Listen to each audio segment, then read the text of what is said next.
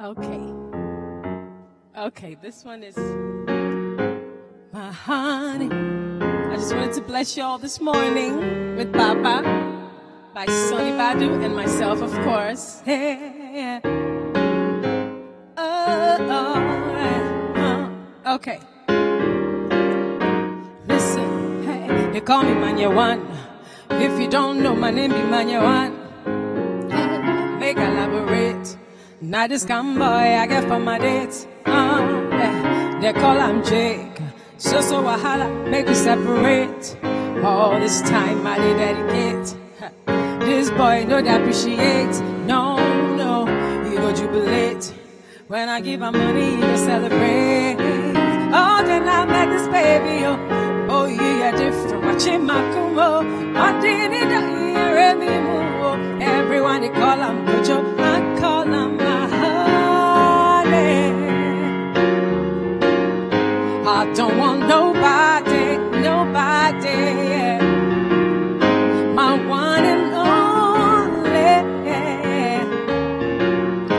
It drive me crazy. Hey, me say to on your mommy, hunter me. Oh, me why? Would they move for? Would they pay me why? Can be betray me. And for when before judge me why? Nah, I go maintain. This boy know they complain. No, they're my skin pain. If you ask them, then if you explain. No, then I met this baby. Boy, you're different. Chimakumo. Oh, they need to hear me move. Everyone they call him Kojo. I call him my honey.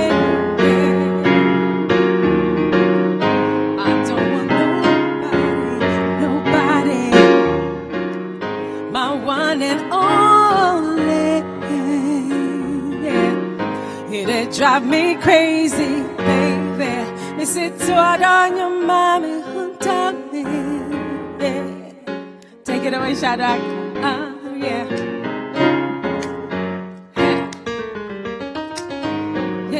Yeah.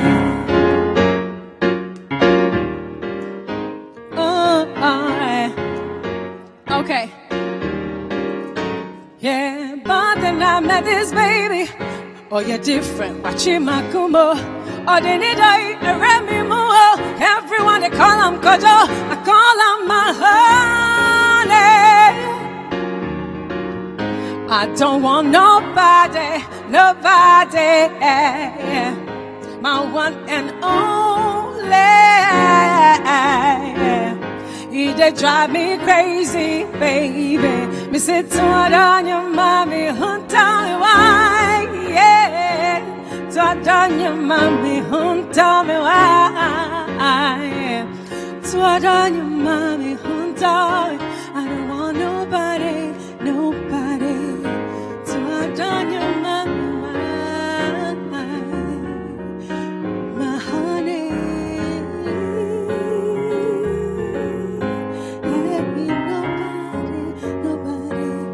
What on your mommy hunter me? Why?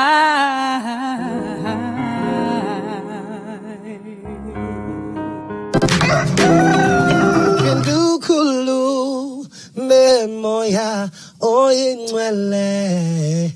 Pindu kulu me nkosiyam.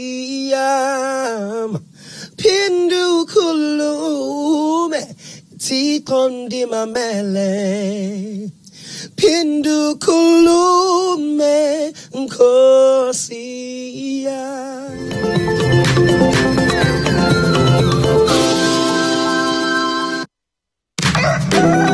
Hi, this is Patrick Duncan, and you are watching Breakfast Daily on City TV.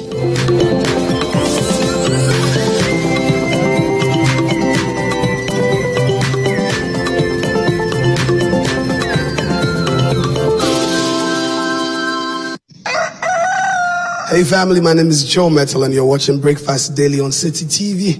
Keep watching, don't go nowhere.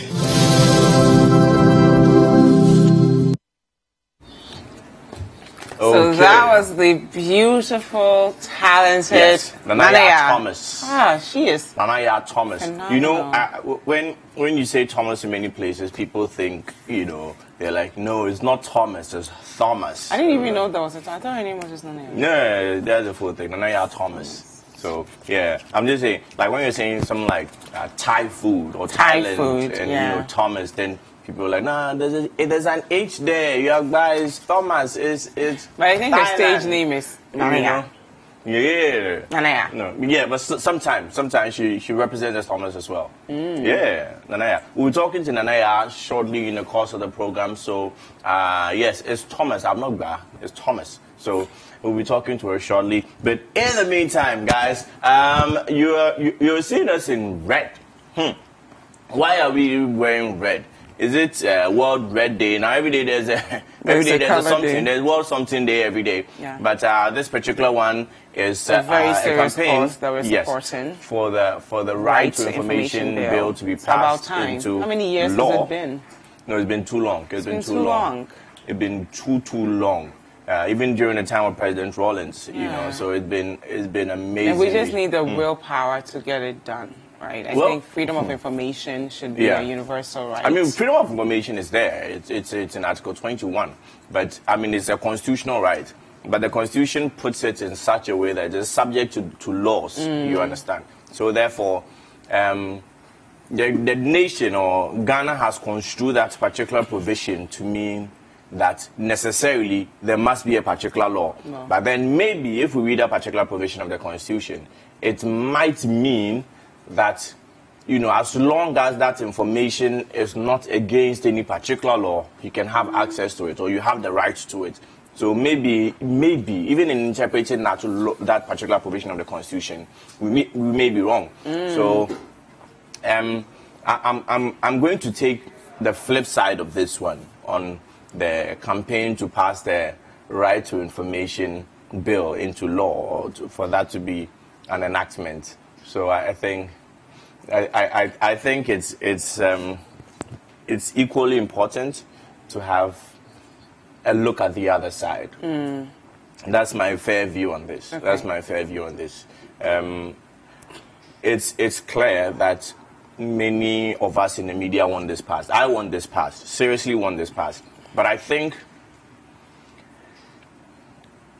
at this point, a lot of things need to be done before this particular law is passed. Like what?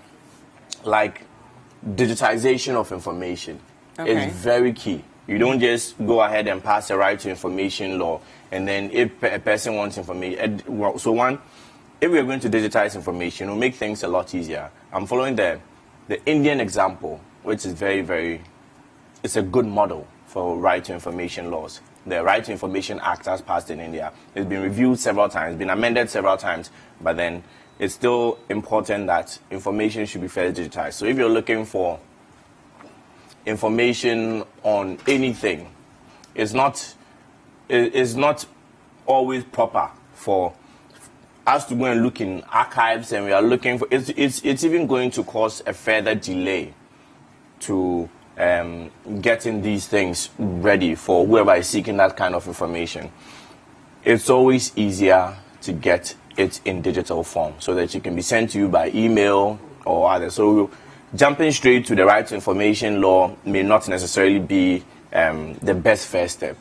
So I don't agree with that, because I think you can't have everything before you get what you want, right? So it's kind of like saying we need to first digitize the addresses before we can know where we live. No. If I need a place to live right now, I get the point that it's easy to get information through the digital world, right? But not everybody in this country even has access to internet, right? So it's a privilege to even have data to surf the internet. So if I don't have internet, I should still be able to write a letter to some office or the other to get the information I need, the details that I need. And I think once you take that first step and you at least get the right to the information, then we can say, how do we tweak this and innovate it in a way that it's easy for us to access, but to deliberately hinder access to information. You're assuming it's deliberate. Okay, it's been how long? It's been almost 20 years. So What's the excuse? It's seeming quite deliberate. What excuse can you give after almost 20 years? Well, it has to be perfect. Parliament are there also are of the other opinion bills that we've you can't. passed in years, within years. It's been over a decade. You see. So at this stage, one has to assume that the willpower is simply not there. Yes, Because but if the then- willpower had been there, successive governments would have passed it by now. Why must we always talk about it? Right to information, right to information, right to information, and we don't see any deliberate attempt to say, okay, on this date, well, they've said timelines as well, right? But actually bind ourselves to it and say we've passed it. What is it that we are afraid of?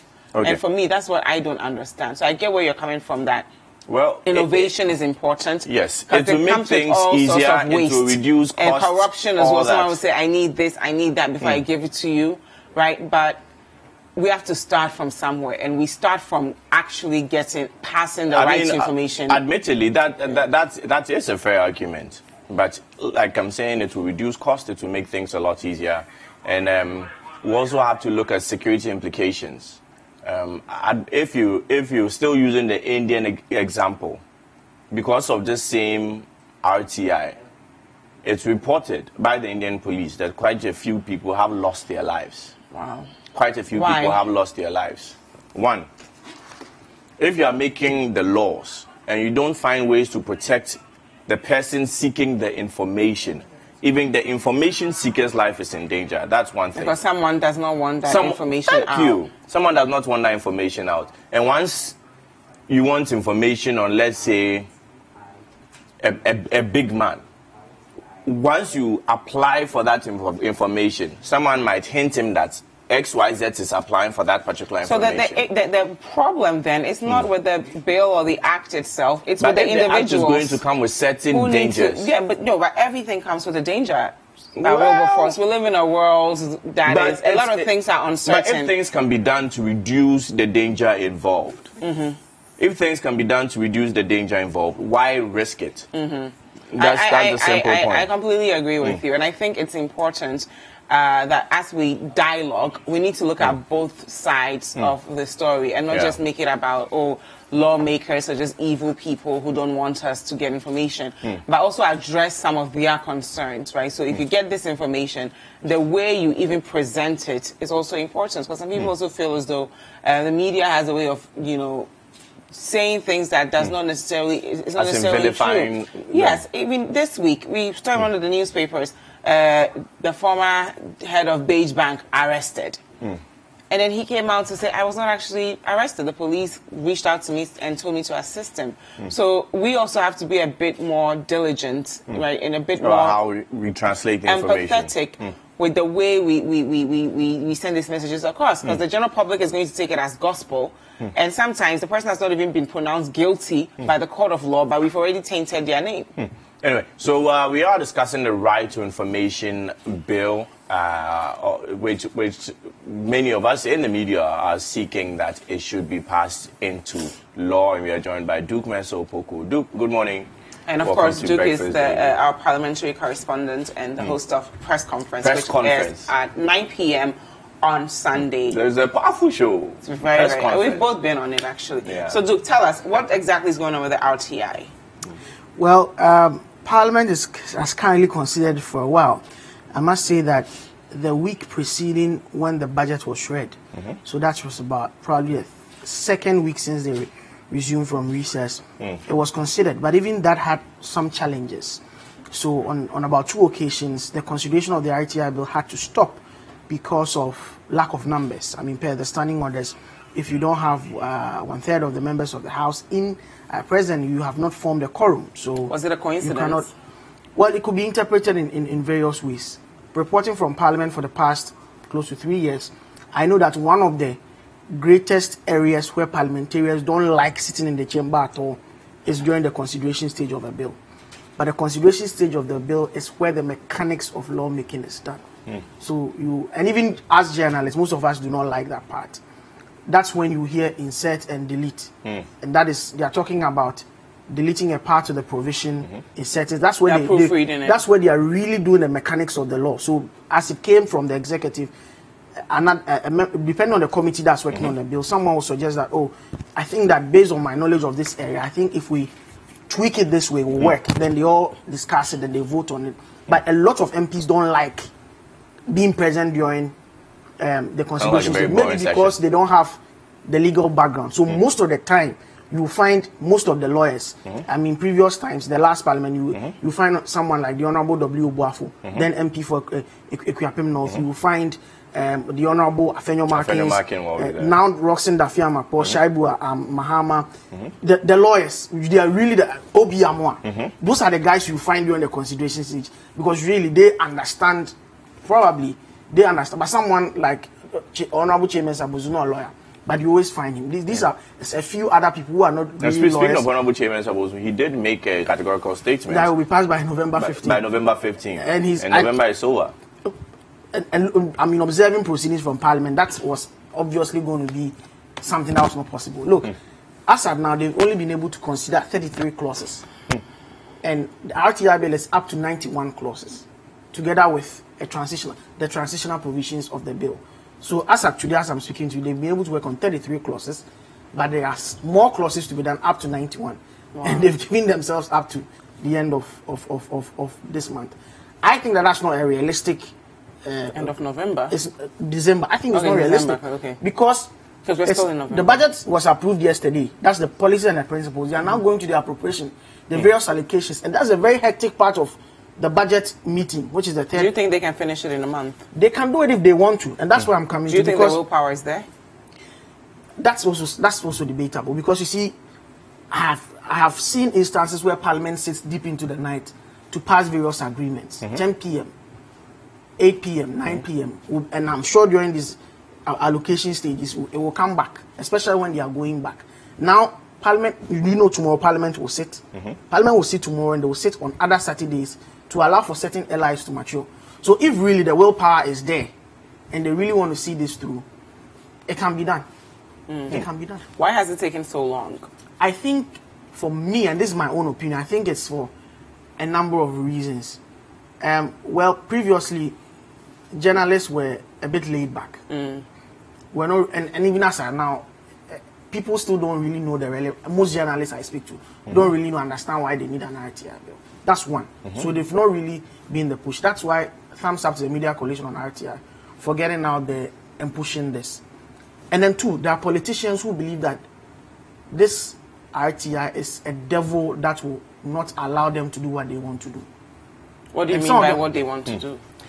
You see, interacting with politicians, there are some politicians who would still want us to be in the Stone Age, where information trickles from up down, so that they still have a control over what the people get to know.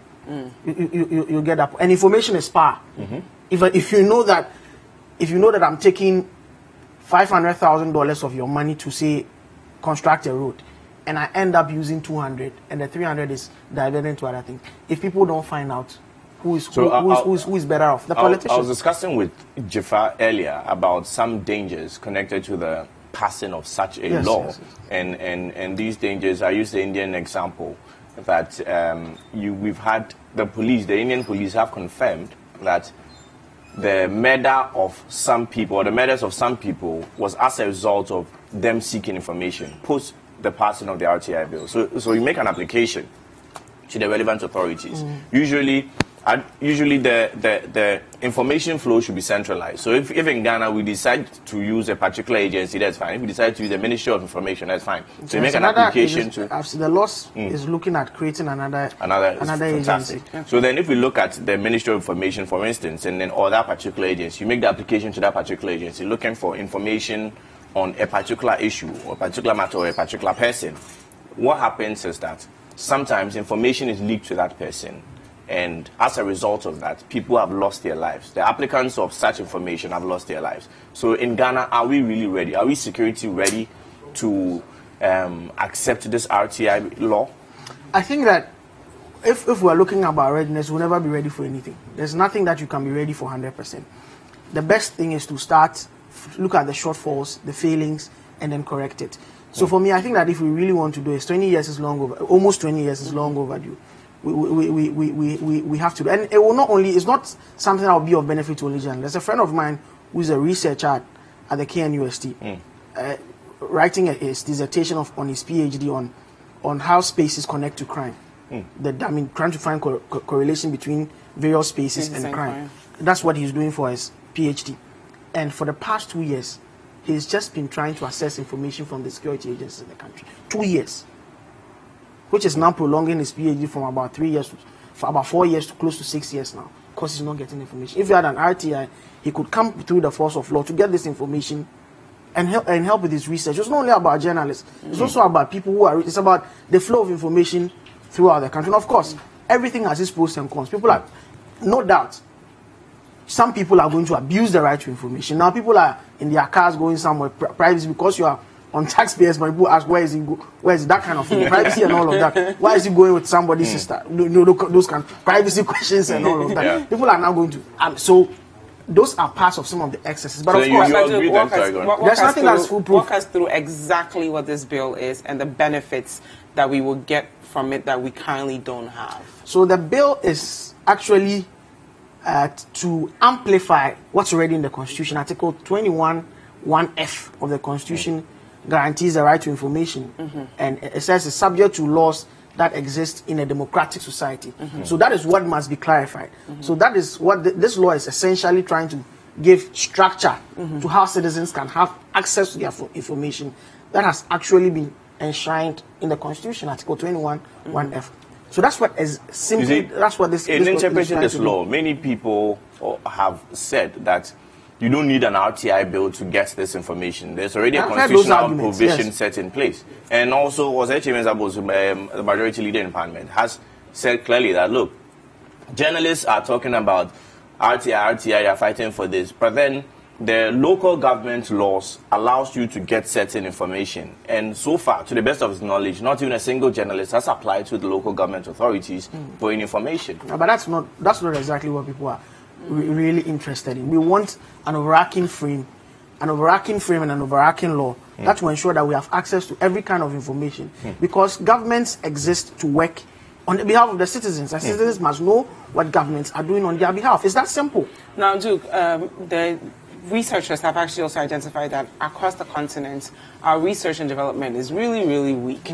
So what would this mean for our ability to at least research every aspect of our country, our economy, and see the way forward, plan the way forward? For me, what's the biggest thing for me is currently, if you want to get some information, you have to invoke the jurisdiction of a court most of the time, and he will tell you the kind of legal fees that they charge for, even filing fees and all of that. So me, is the cost, is the beating down of the cost that of course, if you are going to get information, the cost of printing, the cost of processing, you have to pay it. But that will not be as much as that of legal fees. So for me, that cost coming down is very critical and is very important. That's one. Two, you are now have people being able to freely access information that they will not have been able to access in times past. Never mind the fact that we still have some, I don't want to use the word, indemnities or the word, I'm trying to get the word, like exemptions. Yes, that's the word, exemptions. So if the matter has got to do with national security and other things,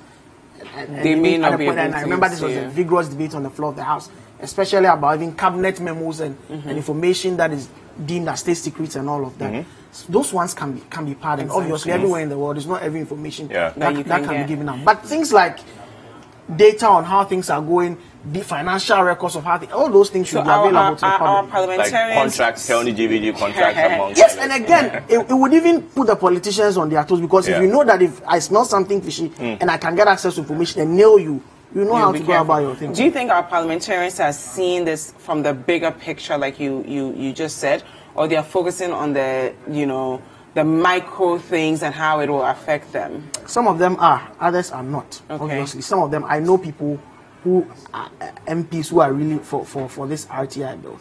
I know there are others who have their own reservations about it. There are also others who think that we shouldn't be putting this pressure on them. We rush them. It's a bill that is very important. They but must after take their almost time 20 years, that's what they are thinking. Because I remember that in 2016, before the life of the last parliament expired, there were just a few clauses for them to have finished.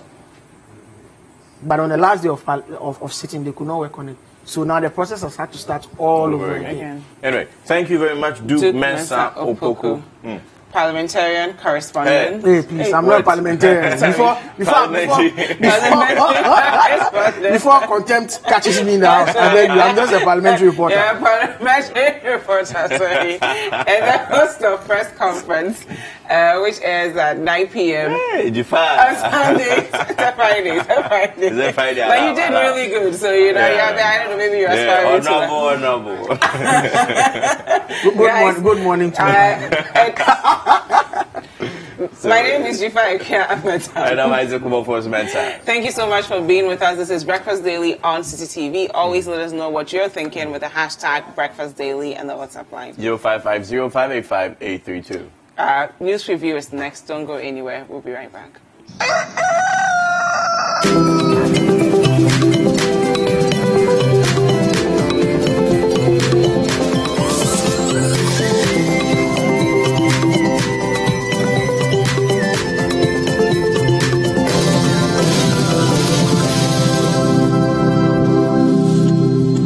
Hi, good morning. You're welcome to The Big Issue. The Big Issue is live from our studios here at number 11, Dr. Martin Lupin Adabraka in Accra. It's engaging, detailed, and loaded with factual and incisive analysis. It's The Big Issue, your preferred Saturday morning news and current affairs analysis program on City TV.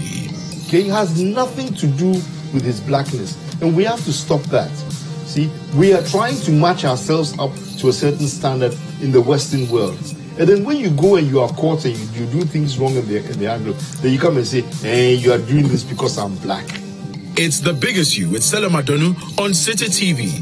This and every Saturday at 9 a.m.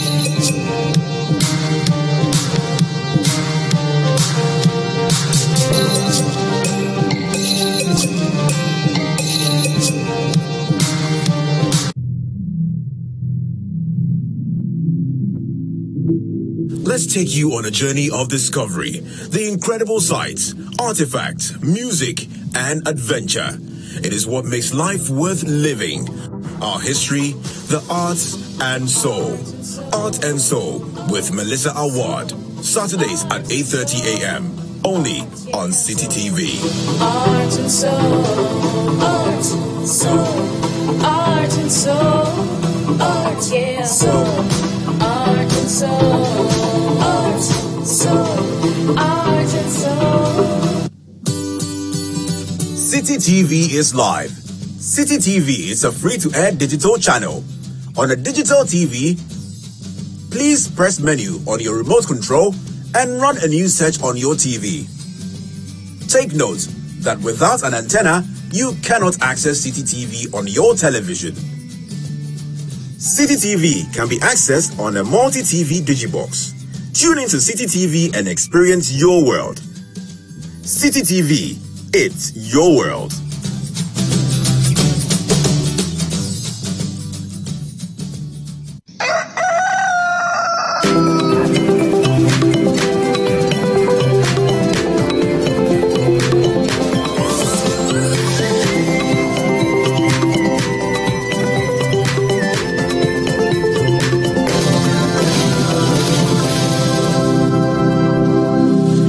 Okay, welcome back. It's still Breakfast Daily right here on City TV with yours truly, Jifa Ekia Ahmed And Isaac Wilberforce Mensah. So it's time for the news review segment for today. We'll take a look at some of the stories, but remember that you can send us your messages with the hashtag Breakfast Daily on all social media platforms and a WhatsApp line. 0550-585-832. So we'll start off with the Daily Graphic. So Daily Graphic says here, NDC filing fees, the filing fee shakes aspirants. They say 400,000 Ghana cedis on the high side. Do you agree? 400,000 cedis. Yeah, I think it's okay. I think it's okay. It's crazy. But anyway. It's a lot of money. Yeah. Just to... The General Secretary has come out to explain. And why they well, that story is on page 3 of the Daily Graphic if you want to learn more about it. No law breached on Justice Broby report. Coming from Dan Botre, and that story is on page 16 of the Daily Graphic. Business Development Ministry launches a 4 million Ghana cedi fund for physically challenged women. I think this is about time, and I'm really happy that they're looking at the disabled amongst us. That story is on page 40. Dagbon Roadmap. Police, military to be ruthless on troublemakers. That story is on page 16 of the Daily Graphic. Fantastic. Let's take a look at the Ghanaian Times. NDC filing fee pegged at 400,000 Ghana cedis. So the argument is out excessive or just okay. Now another story here on page 32 of the Ghanaian Times says EC to hold referendum for creation of 6 new regions on December 27. So we are looking forward to that particular date. The Supreme Court has given clarity on Article 5. So Labour gets 288 months for rape, robbery. That's what we have on page 3. Sad story. Tamale set to mark Farmers' Day. Page 32 has that story. And finally, 4 million Ghana cedis boost for women in business as government moves to support physically challenged women entrepreneurs. And you know, we have one of the highest percentage of female entrepreneurs in the world. Wow. About 46% of Ghanaian entrepreneurs are women. Wow. So I think this is good. really That's good. good. Now let's take a look at the Herald. The Herald says here, government baits voters with 20 million Ghana cedis to support new regions. So they're baiting the voters, according to the Herald, with 20 million Ghana cedis to support new regions. ECG profit cartel shoots up charges on December 1st. Company circular announces outrageous increments. Stories on pages 3, 4, 5, and 7 of the Herald. Spiel Ricketts Bonsu to drop out of NDC Fagbara race over 420,000 Ghana cedis filing fee. And then finally, armed gang storms Dodowa Hospital to kill patients, confirms state of insecurity in the country. So these are some of the stories in the Herald. Now let's take a look at the Weekend Crusade and Guide. We would arrest you, Kenny Japan told as he threatens to remove Anas mask at GLC. That was an interesting thing. I was around the premises the day Anas came for this particular disciplinary hearing. So let's see how things actually turn out eventually. But actually things have been decided. Kennedy Japan has been thrown out with his attempt to have Anas more or less removed from the role of lawyers or suspended in a way. The General Legal Counsel says at the time of the particular incident that the Honourable Member of Parliament is complaining of, Anas was not yet a lawyer, so General Legal Counsel does not have jurisdiction. Anyway, NDC leaves flag bearer aspirants jittery, pegs nomination forms filing fees at 420,000 Ghana cedis. Chief Scribe says social democracy not equal to poverty. And finally, ADBMD wins Business Growth Achievement Award. So let's take a look at the Chronicle. The Chronicle says here, 4.3 million kids die before age 5. UNICEF says the poor in cities never benefit from urbanization. That's a very sad story because a lot of people are coming, and you've talked about this before. Everybody's leaving the rural areas, coming to urban areas, but if you're still poor, urbanization does not really benefit that's why you. they're creating new regions. I guess, but 4.3 million children, that's a very terrible thing to happen before the age of 5. That story is on page 3.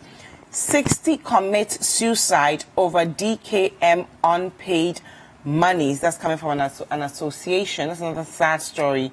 We really need to look at what's going on in our financial sector and the impact it has on so many people and their mental states. I mean, this is a country that has less than 30 psychologists, and all these things are happening to people.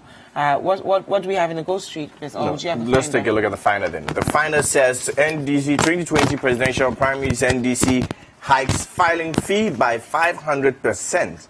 And that's what the Finder, that's how the Finder reported this morning on page 2. Goes on to say, Siedun Ketia justifies 420,000 Ghana cedis being charged and also declares that social democracy is not poverty. Page 5 of the Finder says, Public Procurement Act not efficient. Dr. Yamsen has this to say.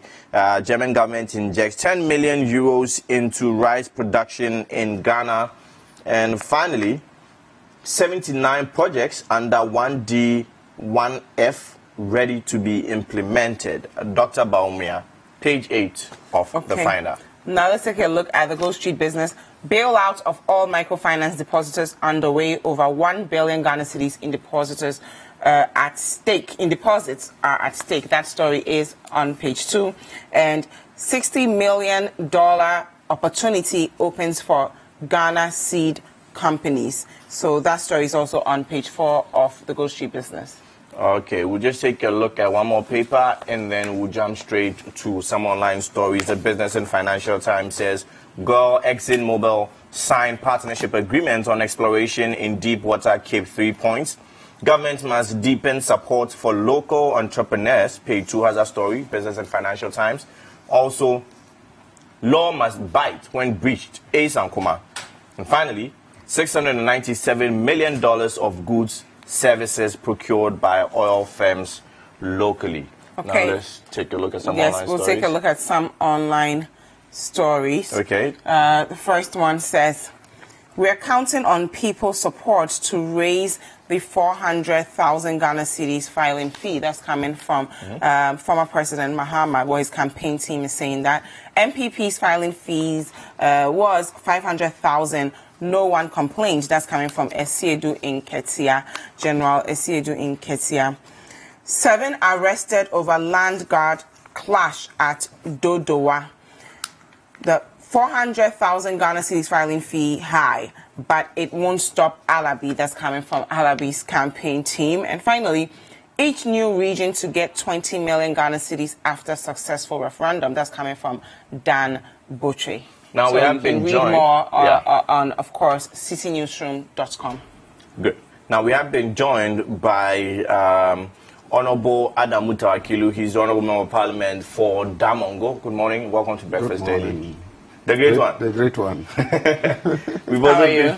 I'm good. We've also been joined by Richard Ahiagba, who is an MPP communicator, or in a government spokesperson, I must say. Good morning. Welcome to Breakfast Daily. Very good morning to you. How are you?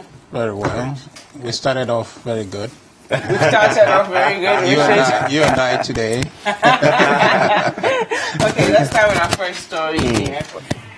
NDC filing fees shakes aspirants. They say the 400,000 Ghana cedis on the high side. The decision by the opposition NDC to peg the filing fee for its flag bearer aspirants at 400,000 Ghana cedis has elicited sharp reactions from some of the aspirants. They raised eyebrows over the fee, suggesting it was counterproductive and a disservice to a center-left party. So we've had a lot of people come out and speak on it, but it seems as though 400,000 cedis is a bit on the high side. I'll let you start. Thank you very much. Democracy is not cheap. And democracy is more exercised by the number of people who participate in getting their leaders elected. That is the most critical cornerstone of democracy. 2, when we say social democracy, it doesn't necessarily mean poor people. It has our principles of getting the less privileged up. So we pursue element of equity, not equality. Equity means the higher one compensate to bring up the less privileged.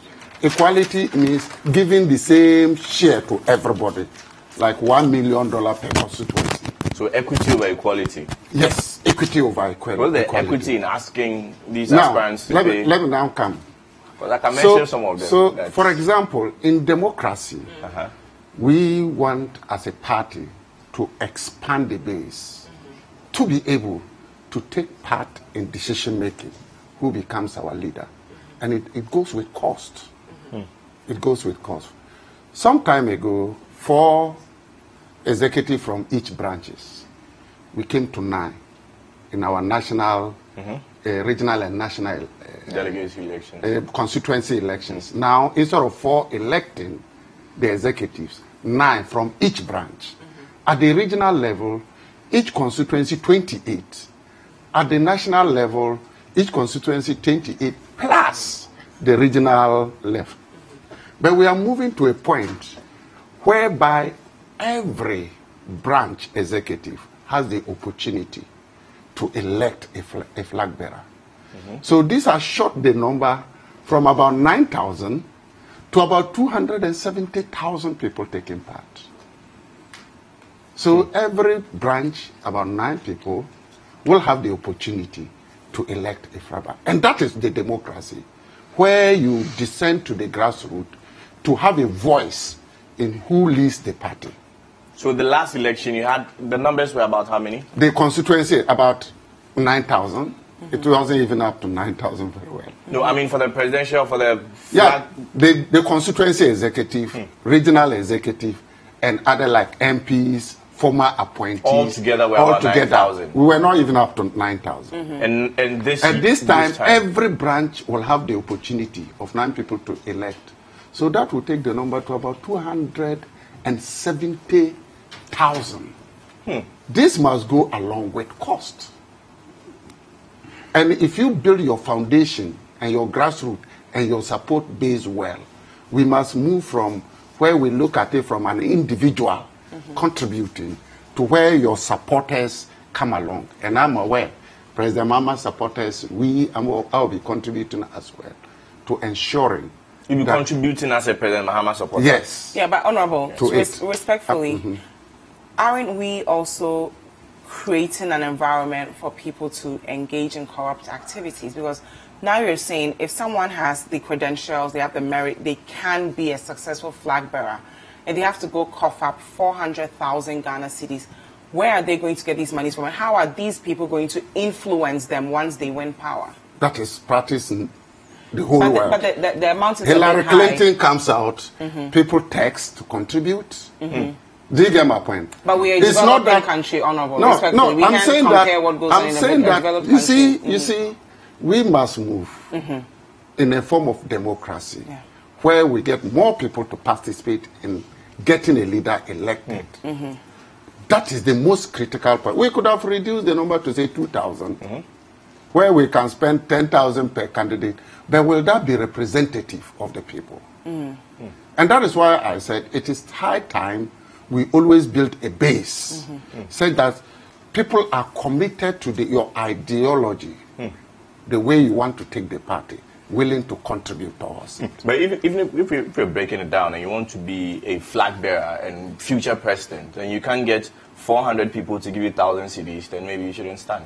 No, but that is what I believe. No, but you see, people support people. Ghana cedis, it's still very high. What's the minimum wage in this country right now? If you can get 400 and if you're coming into Ghana, power, let's look at why you're coming into power. You're saying times are hard. People are struggling, right? So you're coming for change, and you need 400,000 cedis to make that change. You're already representing a certain group of people who can afford to contribute to your election. That is where I said that we must begin to think broader, where you don't come as an individual, but you come with your base. Who are willing to commit to support you succeed. If not as an individual, if you even win without the base to support you to succeed, you go and rent people whom you don't even know very well and who come and mess you up. Okay. So you need to build people to see their commitment to struggling. Then you get to understand them better. You get to know their skills. You know their commitment. And then when you get to the top, you are not now going to scouting. But because you build a base. It is very important as a political party and as an individual. You build your base of support who are willing to stand by you. If you don't have a support base and you are floating and you say it looks as if, okay, I don't have a support base and therefore I'm looking for it on my own, then you cannot even lead. Okay. That means you cannot even lead. Because if you win, you don't have a support base. Okay. If you don't have a support base, the future of the party is bleak. Okay. And that is how we have to look at it. So we look at it vis-a-vis the number of participants that we want to take part in selecting who leads the party. If we estimate the cost vis-a-vis all the contribution they will make, you see that it's easily insufficient to organize that election. Okay. Let's hear from Richard. Yeah, very good morning to you, to my senior brother, and to your viewers, to the president and the vice president. And the former president. The former president. I think he was celebrating his Yes, birthday. yesterday. Wish him a very happy birthday, belated though. But Jifa and Wilberforce, I have very bad feelings about the exercise going on in the NDC. This is really oppressive of democracy. This is exclusionary. This is creating an atmosphere that prevents people within the party to have political speech. You know, money equals political speech. When you don't have money, you cannot be heard in the NDC. And that, for me, is very worrying. That's only in the NDC. I mean, we're talking about the space. General Ketia said NPP's filing fee was about 500,000. It's 500,000. It's not true. No, it's 500,000. It's not true. NDC's one was 50,000. Hold on, Honorable, respectfully, let's speak to him. We'll clear. According to him, and I'm going to quote him, he said NPP 3 years ago was charging 500,000 Ghana cedis. We were all with you here in this country. Did we complain? Did you complain? So he's saying we didn't complain when NPP was charging 500,000 cedis for aspirants. You know the serious thing about this? You, the media, you're doing a very lazy work. Okay. This is easy for them to search. Okay. You want RTR to be passed for you. Already the information that exists, you can't access that. NPP didn't charge 500,000. 500,000, we didn't. Okay. Perhaps General Seydou Ketia is still suffering from the days of campaign. You understand? I'm sure you're about to tell us how much exactly you charged. Of course, we didn't charge. You're talking about 2014 is what he's talking about. It was 75,000. The form was 10,000. Okay. You see? So how difficult is it to find this fact? What I'm telling you is that democracy is being oppressed, suppressed in the NDC by the levying of this money, so that just some class of person or persons be able to contest this. And I wonder where we're headed. See, my honorable brother is making argument, base, and all this. All of these things are irrelevant. This is a political party. If the political party does not have the organizational base to raise the resources needed to prosecute its democratic operations in the party. But this is one of the means by which they're raising resources. And so, if that means is actually excluding people from offering their God-given wisdom and talents and ideas to help grow this country through rising... At the end of the day, you win by votes. So let's take, for instance... No. You win by votes. That is a let's take, for instance, I'm coming. No, Richard. Let's take, for instance, former President Mahama. Yeah. If he seems to have quite a lot of support in Parliament. Honorable Amuta Akilu just declared support for him, more or less. Yeah. Good. Now, if President Mahama says that, okay, so you people support him in Parliament, and he has about over 100 people signed that particular. Good. So if he asks about 94. If he asks the 94 members of Parliament to each give him 4,500 Ghana cedis. Listen, that's he would not have the point. easily made this money. No, that's not the point. Is it you support your No, wait. That's not the point. The point is the amount. Whether he's going to get it from Vladimir Putin or from Donald Trump or who, it's not the point. The point is levying that amount of money vis-a-vis democracy is actually oppressive. Does it create an equal opportunity? People's speech, democratic speech in the NDC. Richard, do you think that is dangerous for this country?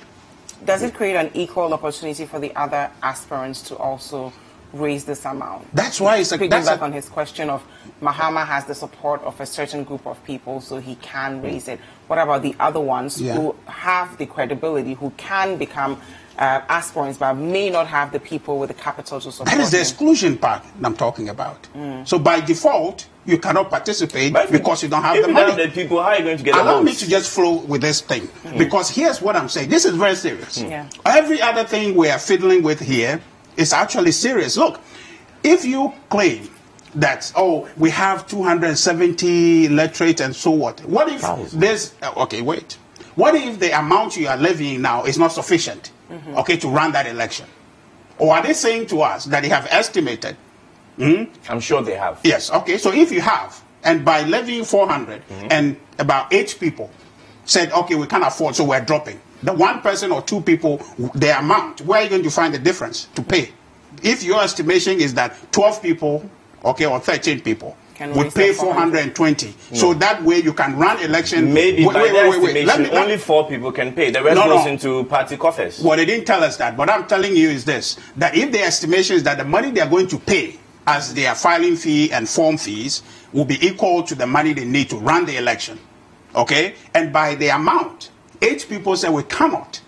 And by the way, those 8 people, I'm sure they would have assumed not everybody. Please. I'm focused on my argument. What I'm saying is that if you make that calculation, and the amount being so exorbitant, unprecedented in this country, such that 8 people say we can't do it, so now you are left with 4, possibly, or 1. Which is the calculation I am making, that inevitably the goal is to set it so that 1 person is able to pay. You understand? Now, can you run the same amount, the same election with the same amount, with the same delegates? I don't want to accept your argument because you are assuming. Well, you don't have to. You are assuming. That's fine. Okay, so let me finish. I'm talking to your viewers. Yes. So the point I am making is this. But wrap up. Yeah. Oh, no. How? We'll just go to a quick break. Go ahead. So what I'm trying to tell you is this, that if we are trying to promote democracy by the people, this here is not democracy. This here is monocracy. The NDC is demonstrating that it is not in the mood to allow democracy to work in their party. They are allowing money, in essence, creating a platform for a singular candidate to go through. And I'm worried about that as someone who believes in democracy, who believes that the candidate from the NDC, who potentially could become a president of this country, is set in a way that he might be influenced by other people. Let me tell you this.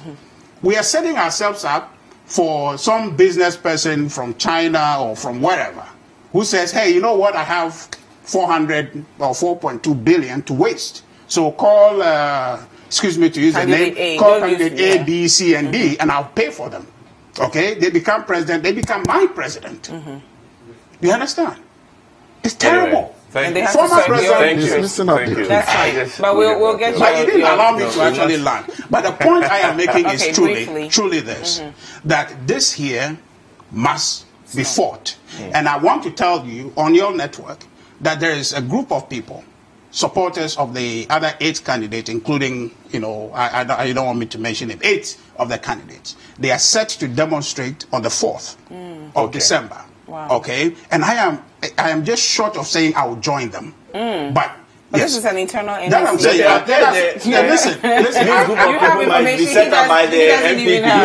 I'm saying to you that I'm just short of saying I want to join them because I believe in the cause of democracy. And not the kind of democracy they are practicing in their party. Honorable, we will hear your response, but we'll just go for a quick break. I want to just pick the points one by one. Okay. Money crazy, democracy. Okay. In terms of fees, we are not saying. I said if you even multiply, can we go to the break? Sufficient. Yeah.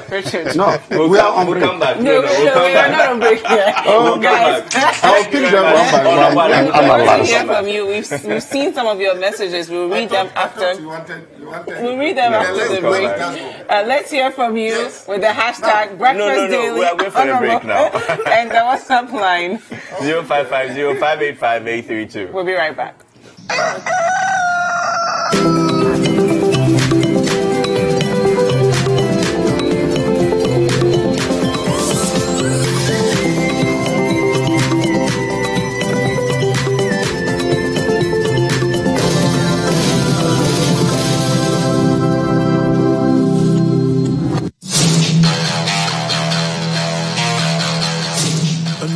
of the most exciting football league in the world. Don't miss the stats, the news, and the debate. Get expert opinions on who makes the Fantasy League Premier League Team of the Week. It's the Premier League Preview Show.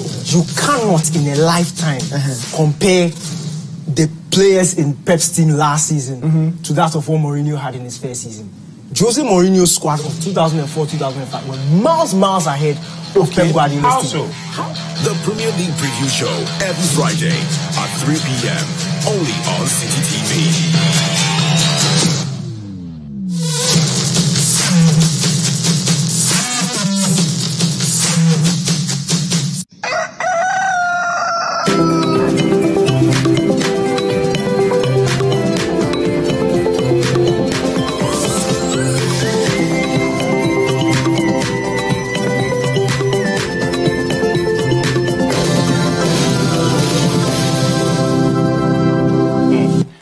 Welcome back. This is Breakfast Daily on CCTV. Thank you so much for being with us. Now, before the break, we were discussing the NDC filing fee. And Honorable, you were going to respond I wanted to explain something, democracy and money crazy.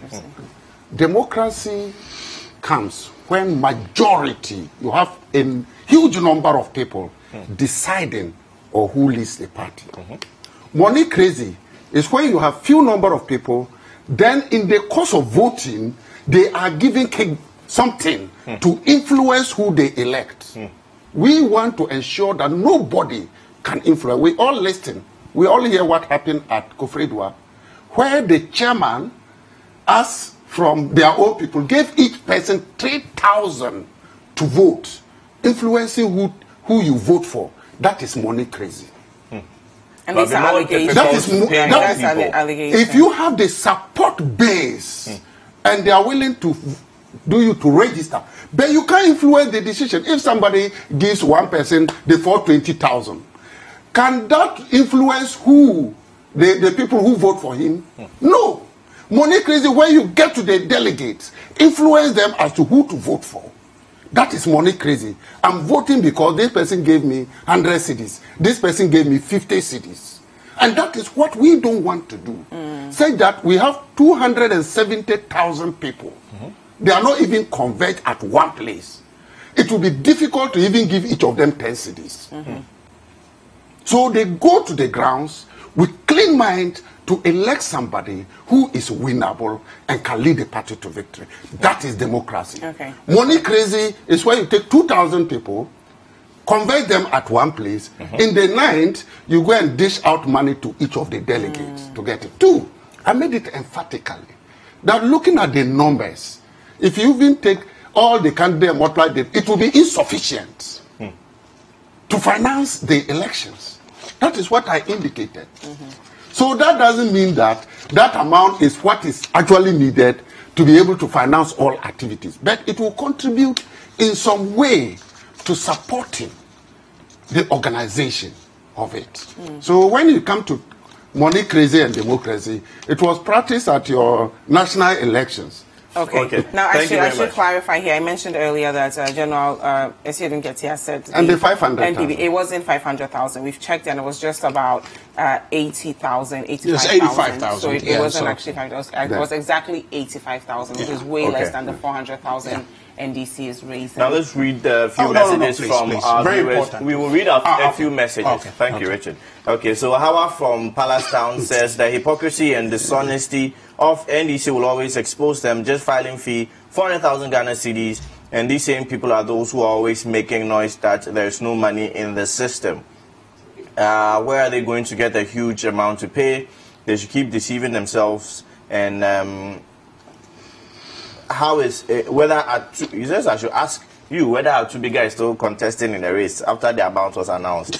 Interested. That will be determined when the when it's taking of nomination when forms. The deadline reaches. Good morning, Wilberforce and Jifa. We are still reminding the legislative arm of government about the fishy RTI bill you are refusing to lay hands on.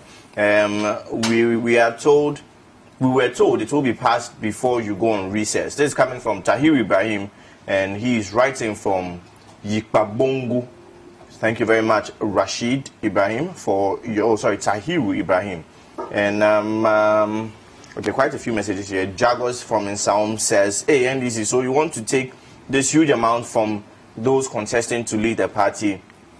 Why are they going to be president of the USA or prime minister of England? Anyway, so the message goes on and on, says, I think it is a setup by General Mosquito and his newly elected executive members to sabotage those contestants so that they can bring only John Mahama back, because they are aware that some of the candidates can't afford to bring that amount of money. So that is his position on the issues. Keep your messages coming in. Hashtag Breakfast Daily and the WhatsApp line. 0550-585-832. Now we'll move on to the next topic. Oh, no, please. I'm reading from City News. You'll tie your response to the second topic, please, yes. Richard. You'll do that. You'll get a chance to respond, then move on to the second. You know, he's had two bites on this topic. Yeah, exactly. On this topic. Yes, and just one. So it's important that Richard. So the next topic, Special Development Ministry must be scrapped. We won't approve the budget. That's coming from the minority, and I'm reading from citynewsroom.com. The minority in Parliament has said it will not approve the 1.5 billion Ghana cedi budgetary allocation for the Ministry of Special Development Initiative. According to the leader of the caucus, Haruna Idrisu, the ministry appears to be irrelevant in the scheme of national development, as its functions are only duplicates of what other ministries and agencies, including various development authorities, are expected to do. So I'll quote Honorable Haruna Idrisu briefly. He says, we on this side will not support any statutory allocation or appropriation to that ministries, referring to the ministries of special development. And we will not, because that creation of the ministry is creating conflict with the established development authorities of the president. Now, the minister for this ministry, Honorable Mavis Awakumsin, responded to the claims and said, it's neither here nor there. We are not duplicating. We are complementing the work of the assemblies. If a whole minority leader will stand in Parliament and say this, I beg to differ. I think their problem is that I should have waited for the development authorities to come and start work so that they will have the opportunity to blame the government. The development authorities are under the Ministry of Special Initiatives, so it cannot be conflicting. The district assemblies have been in existence for so many years, and we still have this infrastructure deficit in the communities, water, toilets, and so on. So she's saying that there's nothing contradictory about it. They're actually there to complement these ministries. So, Richard, provide some clarity on exactly what's going on. Yes. So, before then... Just 30 seconds or 1 minute, because we need to spend more time on this. Yes, I know, but this is equally important. Okay. Look, Difa and Wilberforce. My senior brother here was talking about democracy, monocracy. And he was talking about if you collect that money to allow 270,000 people to vote, that is democracy. Totally false. He's talking about voting democracy, which is called formal democracy. There are two types of democracy. Okay? Complete democracy is both formal and substantive. Substantive in terms of the ability of the people to participate, not only become voters. That is only formal democracy. So we're talking about inhibiting democracy in its full essence, which is both formal and substantive. That's what they are doing. In essence, they are auctioning by monocracy, which is trying to define like giving money to people. Monocracy is auctioning political position to the highest bidder, which by qualification from one of your testers is designed, orchestrated, planned to deliver former President John Mahama. President John Mahama. Thank you very much. Now, let's move on to the Special Development Initiative. It's important. No. We can't spend too much time on this. Well, we spend a lot of time. So what I'm trying to say is let me just finish. Okay, I didn't start. Just wrap up for us. What I am saying is this. All of us should be outraged by this. We should be outraged by this. You are wearing red because some democratic process is delayed for you. But when, in essence, the democratic process that allows you to wear this is being truncated by an individual party to auction, and to present a facade of democracy to us as a people, that should worry us. And we should oppose that. And Anyway, I'm saying that the people who are demonstrating the 8 against people, this, you're going to join them. No, the 8 flag bearers and their supporters, okay, are the ones going to demonstrate. I encourage them to do that. I pray that more Ghanaians join them. And by the texting that you see, a lot of people are supportive of that. Now let's move to how the budget. Yes. The NDC is just finding an escape route. Okay, to avoid constructive dialogue on the future of this country. This budget presents a prospect for us to move forward. They have not been able to invest in the kind of independent thinking that produces a budget for this country. When they were in power, they had to go to IMF with glorious words of seeking policy credibility and the likes. You understand? This budget is an organic Ghanaian thinking that is put together something consistent with what all of us aspire for Ghana to become. It is designed to invest in infrastructure, by extension, stimulate this economy through capital expenditure. It is designed to invest in other social programs that would help this country move forward. They left economy that was stagnating, economy that was going backwards, economy that was shrinking. This budget, by its allocations, sought to expand this economy. Okay, let's talk about the Special Development Ministry. No, I mean, it's part of the budget. Okay. You understand? So what we are doing here is something the NDC, one, either lacks the capacity to engage in that forward-looking debate of what we have to do as Ghanaians to move our country forward, or sees the potential for it and therefore wants to engage in obstructive democracy to make sure that this budget doesn't pass. But it will pass. The confusion about special development, scrap it or whatnot, is neither here nor there. You have a president with a mandate. Create the infrastructure to deliver for the people. I mean, the administrative infrastructure to deliver for the people what he said he was going to do. So I don't see where they're coming from with this. Okay. If there was anything, if there's anything to boycott, it is their wasteful exercise that sent us to IMF. Okay. That is what we boycotted. What the minority leader is saying is that yeah. the roles being played by this special, yes, it's being done by even at the local government level. So then, if you're saying it's okay for us to have this, should we also, would it be fairly okay to have maybe Special Development Ministry too? Because already what the Special Development Ministry is doing is being done by others. According to the Honorable Haruna Idris. It is being done by, it was not denied by the minister. The minister, Honorable Hakumsen, did not deny this. He said, yes, we are complementing it. Complementing it is an acceptance of the fact that this is being done by others already. We are just adding some. So why not further empower those who are originally doing it to simply do more? Well, but she also goes on to say that we still have infrastructure deficits. So perhaps they are doing it, but they've not been able to meet the deficit. So that's why this ministry is created to help them meet the deficits. Here's the thing. If you look, sometimes we just have to pay a little more attention than the haste we have to want to just make political story. Okay, go ahead. The name of it is what? Special Development Initiative. Okay? Tells you there is 1.5 billion Ghanaians. Yeah, that requires that a president has a mandate, wants special focus, where he can look at what is being done. He's bringing extra focus on some projects that he wants to undertake for the people, consistent with what he has promised to do. Okay, if you don't see like that, it's okay because you are not in She says she's building toilets. What's special about building toilets? But we're not here. I don't know if I was here in your studio. We're talking about people defecating outside. So that's the special thing. No, that's I'm just saying, you were talking about toilets specifically, and I'm telling you that. Well, we're not here. Yeah, we were here, and we had a World Day of something, people defecating. Yes, you understand. So if do we have that problem?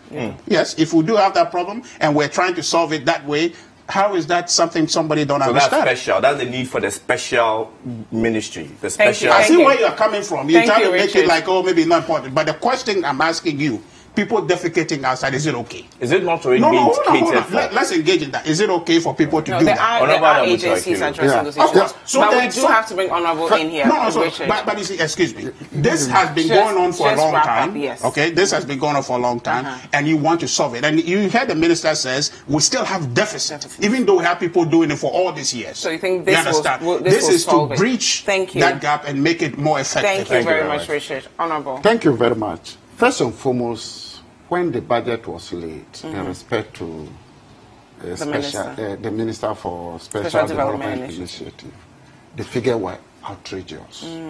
6 unit classroom block, that costs about 450,000 to 500,000 under NDC, was about 700,000. A mechanized borehole, that costs about 60,000 under NDC, was 132,000 under the budget, where a website was 800,000. And later they said it's supposed to be 80,000. This year we'll know how much was spent. First of all, it came big. The point is that, is this special? How can you say special development initiative to undertake project where the ministries are there, sanitation and water resources? It could take care of the KVIP and the water projects. There is a shortage because resources are not made available to these institutions and ministries. If you give them the money and they have the proper structure, the departments and everything under them, they will execute. So there are shortages because they are not able to, because there is no money given to them. 2, if you want to buy ambulances, what is the appropriate institution to do it? Under the Ministry of Health and the ambulance service. They know the specifications. Now, special which is located on the seat of government, it has no departments. It's supposed to execute this. 3, you want to do dams, and you said dugouts anyway so far, but you said irrigation dam. Which institution or ministry is equipped enough to execute it? It's the Ministry of Agri. Because they have an irrigation department under them. If you give them the money, they will execute. But because the presidency and President Nana Akufo-Addo want so much for himself. No. That's an allegation. Let me conclude. You conclude your point. Okay. For his place alone, with all this project, presidency, 1.9 billion Ghana cedis was allocated to the presidency. The presidency has the structures in place to implement this to the letter. And that is why we say he took so much to himself at the presidency. Okay. And which is not 1.9 billion, is more than 6 ministries' budget put together. Okay. That is one. In the implementation, contracts are awarded at the Flagstaff House, even after the establishment of the authorities. Northern Development Authority, Coastal Development Authority, and Middle Belt. Contracts were awarded, consultancies were awarded at the seat of government, that is the Flagstaff House. The authorities will be there, somebody will come. I've been given a contract to go and do this. I need your staff to do it. That makes it very difficult, even the authorities, to monitor what the person has come to do. The person just came and he needs some of your staff to work. You cannot even monitor. Why should contract be awarded at the Flagstaff House when you have set up the authorities? I believe that the moment the authorities were set up, you decentralize the resources to them to execute, to interact with the communities. Local economic development is very critical. That if you want to build a 6 classroom block, you look for somebody within West Gonja district to execute it. Local economy. But if somebody has to come to Flagstaff House, he goes to the constituency, nobody knows him, we've never seen this person, he comes with his people, execute and exit. The people are not only looking for physical infrastructure, but they need the economic activities as well. Very important. Okay. Thank you. And that is what the law said. So we expect that government should decentralize this. Let the authorities, we are giving this authority this amount, this authority that amount. Then they will now meet the budget, the committee, and explain what they will use it for. Like Mines and Energy. When Energy Commission comes, it's a composite budget. They will account for whatever money they get, they will use. Petroleum Commission will account whatever resources they get, they will use. Then the ministry own budget, they will also account what they want to use it for. This is what we want. Not where the minister takes everything, take to the Flagstaff House, decide to do whatever is there, and the authorities are empty.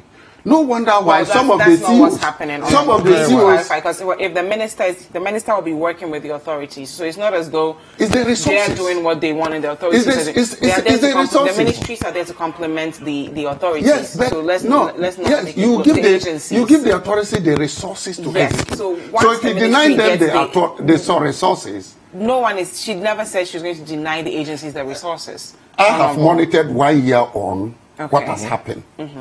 I'm from the Northern region. I interact with the Northern Development Authority. And that is why I said that they will be there.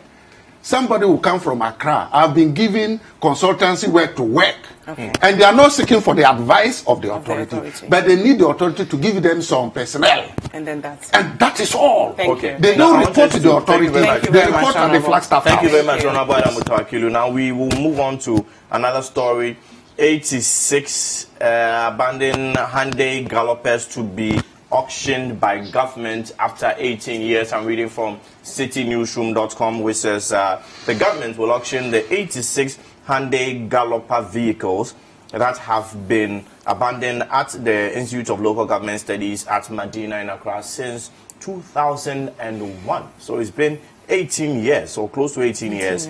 Now, a Deputy Minister for Finance, Kweku Kwate, who revealed this to City News, said the government is looking to dispose of the vehicles before the end of 2018. So, according to him, the matter was in court for 1 or 2 issues, and now things have been cleared, and the vehicles are likely to be auctioned by the end of the year. I'll start with you, Richard, on the story. Yeah, just a clarification from my brother. There's a background to everything he's saying, that the president came to office with the understanding of doing his level best to protect the public purse. And so the idea that this goes to the Jubilee House and is this and is that is rather a prudent measure to ensure that things going where they are going, the president's eye is following them. Now, I like your intervention there. It's not as if we have Minister of Special Initiative or Development Special Initiative that are going to just operate in a vacuum. Okay? They work with the development authorities. They work with government agencies to prosecute that agenda of ensuring that development goes to the people. So we need to get that correction done. And I appreciate your acceptance of it. Going forward. He hasn't accepted Going forward, you have though, a chance to respond. Oh, no, so thank you for not interjecting. Let's move on to the 86 Gallopers. Those vehicles, the way it is, I have gone there to see them a few times, and it's refreshing to hear that something is being done about them, and I hope that we'll get some good returns for them. It doesn't make sense. You feel auctioning them is the best? Whichever way they deem fit. I don't know. Should we not simply repair them? Our correspondent, our parliamentary correspondent, Duke Mensopuk, was there. He said the vehicles are in perfect condition. The interior, especially, it's just that the body that looks a bit rusty. So why don't we just fix the body and put it, give it out to the ministries or departments or agencies that actually genuinely need them? Of course, I think they have looked at that option of either putting it to use here or to use there versus auctioning them. At the end of the day, I'm thinking that they are seeking to get at least some value out of it, and if it's auctioning them will give us some returns, I think let's do that. But let's just not leave it there. I've been there several times. I didn't get close enough to look inside, but I go there and see them paraded over there. It's just not okay.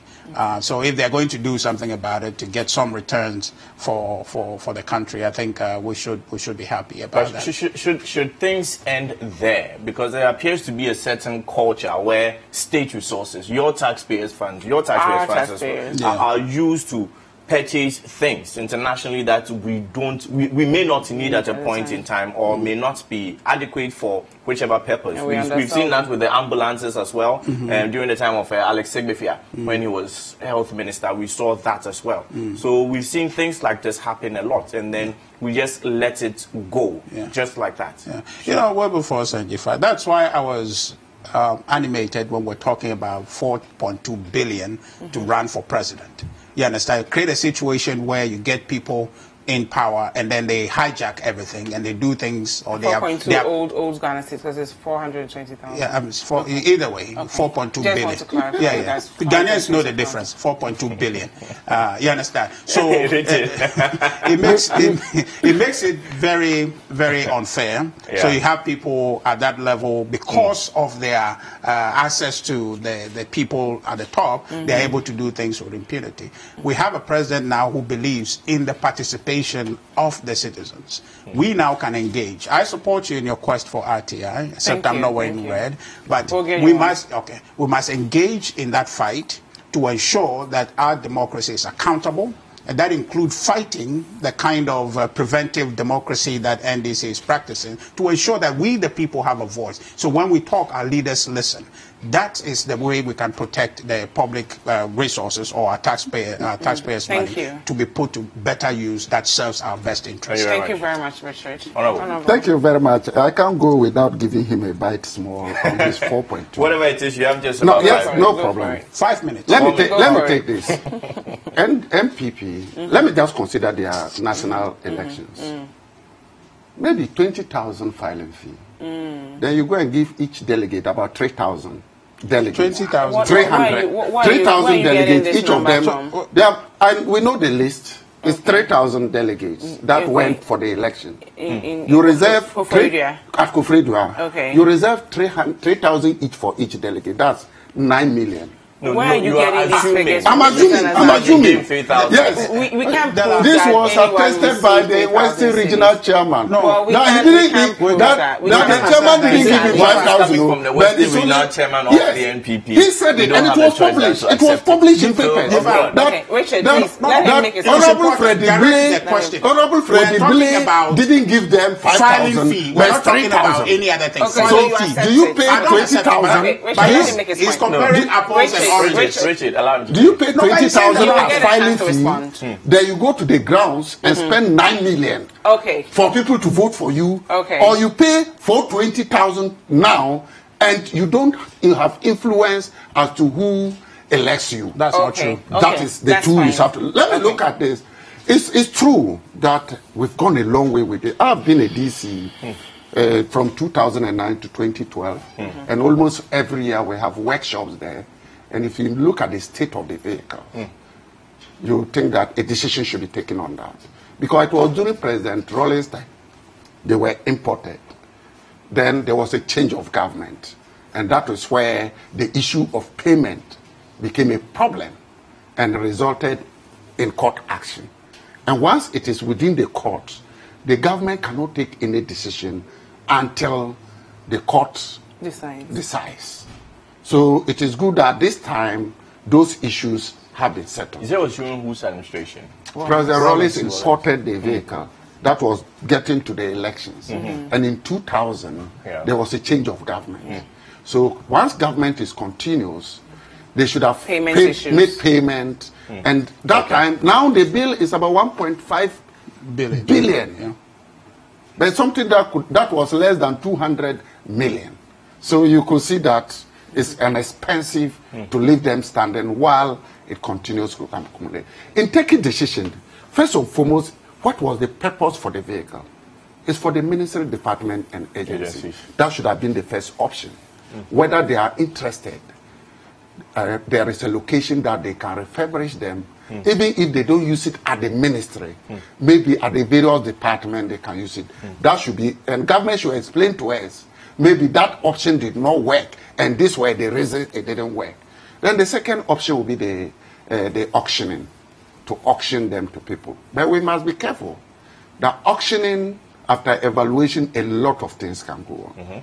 That at the end of the day, it becomes a tag. Because if at the end of the day you auction it to the extent that the amount paid for it is so peanut, it has its own consequences. And as a opposition, we are monitoring. Because and in the media, we are monitoring as well. I would have preferred, first of all, those ministries they were designated to should have been the first point of call, not the point of call. Yeah. Thank you. Okay. Thank you very much. Honorable. Honorable Adamuta. Just a second. You made a promise to me. Just a second. Okay, you know, truthfully though, those options were considered. And the best option to serve the interest of Ghanaians is what I suppose is going to be done. And on the matter of paying money up and down, it's not. No, I was in that election. Yeah. Okay, I didn't pay money. We had just, I didn't see anybody. From his investigation, you said the Western regional chairman. And I read it in the papers. And nobody disputed it. That wasn't even what we were discussing. So let's not you just saw there was a report in the newspaper says MPP, the MPP, yes, 500,000. Yes, it was actually just not everything reading the papers is true. And we clarified. We said that when the crocodile comes from the river, and says this, you are tend to believe. He was a delegate. Yeah. And he's not an ordinary delegate. You believe a regional chairman who actively took part in it. So you believe your general secretary, even though he's lying? And of course, Richard Anyagba, who is an MPP communications member. Thank you both for being here. We hope you enjoy your weekend, and you as well for being with us. Now, every Friday we talk about relationships, and today we're going to talk about people wasting your time in a relationship. Like, why do people waste each other's time in relationship? You don't want to miss it. Keep your TV on. We are still on Breakfast Daily on City TV. Keep those comments coming with the hashtag Breakfast Daily and the WhatsApp line 0550-585-832. We'll be right back.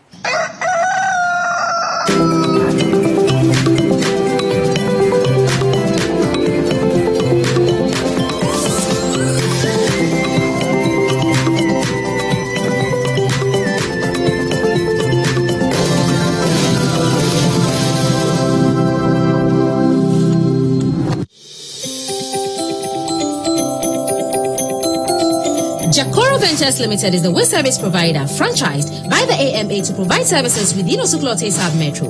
We also operate within Zone 2 of the Adentan Municipal Assembly.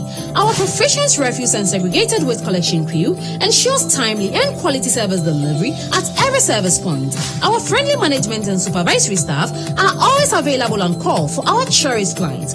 We engage in partner organizations to clean up the city and beaches as part of our corporate social responsibility towards making Accra the cleanest city in Africa. Embark on public sensitization and educational outreaches on environmental and sustainable waste management options. We advocate reuse and self-separation of waste, paper, plastic, and organic, to which value can be added through recycling. Smega 16 award-winning company in waste and recycling manufacturing. Implementing partner to Mayor of Accra initiative on waste segregation in basic schools in Osuklote. Jakora, the waste management professionals. The last time he was on stage was in 2014. Some said he had retired. Guess what? The Godfather of Comedy is back in a hilarious show. KSM Unchained. A world-class masterpiece satire. Ebeya Wild Rough. December 7th. Stay tuned. Beauty, they say, lies in the eyes of the beholder. And at Second Image, getting that beauty is our priority, with services for facials for spots and wrinkles, body treatment for body shaping and slimming, hairstyling for bridal dressing, body massage, manicure and pedicure, artificial nail extensions. Guarantees you that perfect body and skin. Second Image also offers training for students in hairdressing, beauty therapy and fashion, and design up to HND level. Our course duration ranges from 2 to 6 weeks for short courses, or up to 2 years. Second Image also runs a special foundation program for JHS leavers in hair and beauty therapy, dressmaking and electronics. Contact us now on 0243-331-999 or 0302-221-376. Or you can locate Second Image next to Adabraka Police Station, Kwame Nkrumah Avenue, or visit us at secondimagechina.com. Admissions run throughout the year. Second Image gives you a new image. Second Image. Be empowered to succeed. Now come dance to the beat. Bend down, shoulder, shoulder. What's up, everyone? My name is Miss V. Right now, you are watching Breakfast Daily. Don't go anywhere. Tiptoe swag.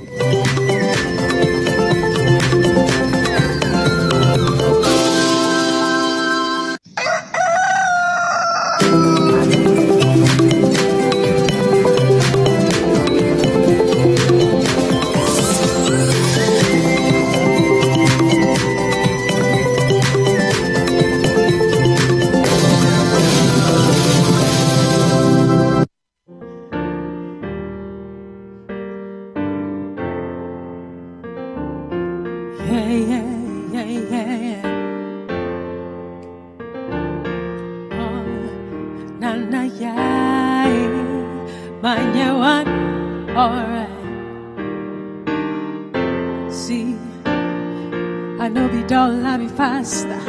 Now so I got my guy who be richer.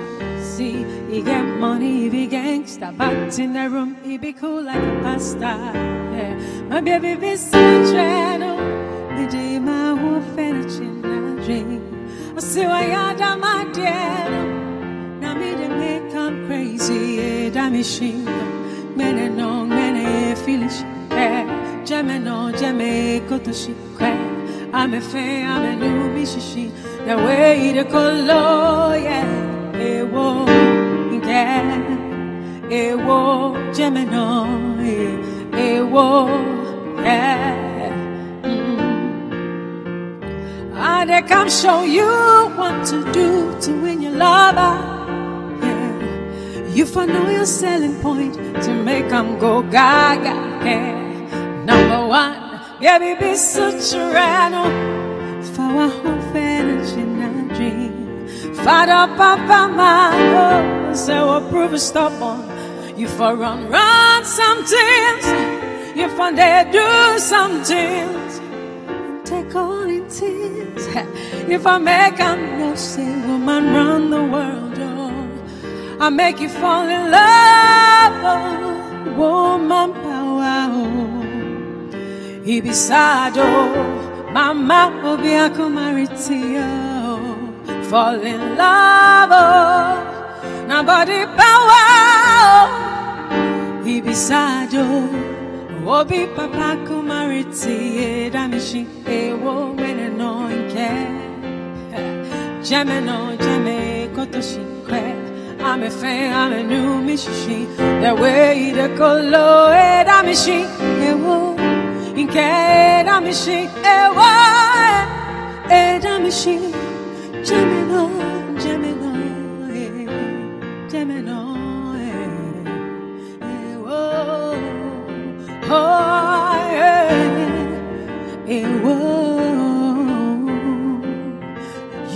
don't know. You don't know. You don't know. You don't know. You don't know what you got.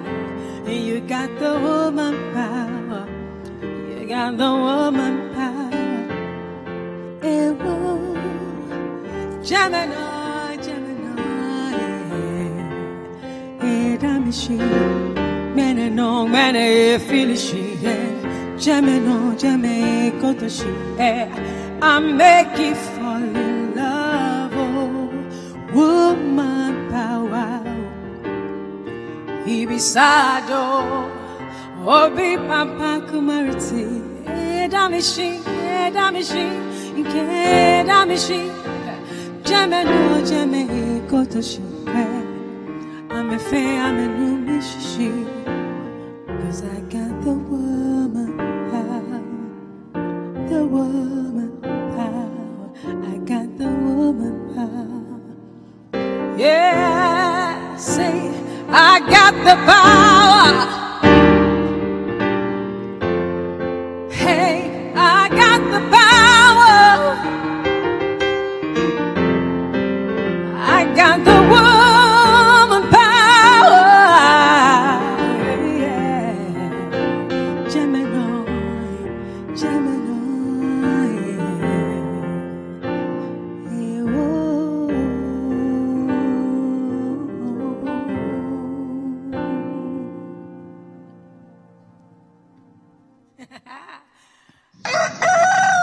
I know do them anything, yeah. She was saying, yeah, if you wish me fire and go to hell. What's up with your Rockstar, Kwame Eugene? Keep watching City TV Breakfast Daily. Don't go anywhere. Rockstar. Yeah.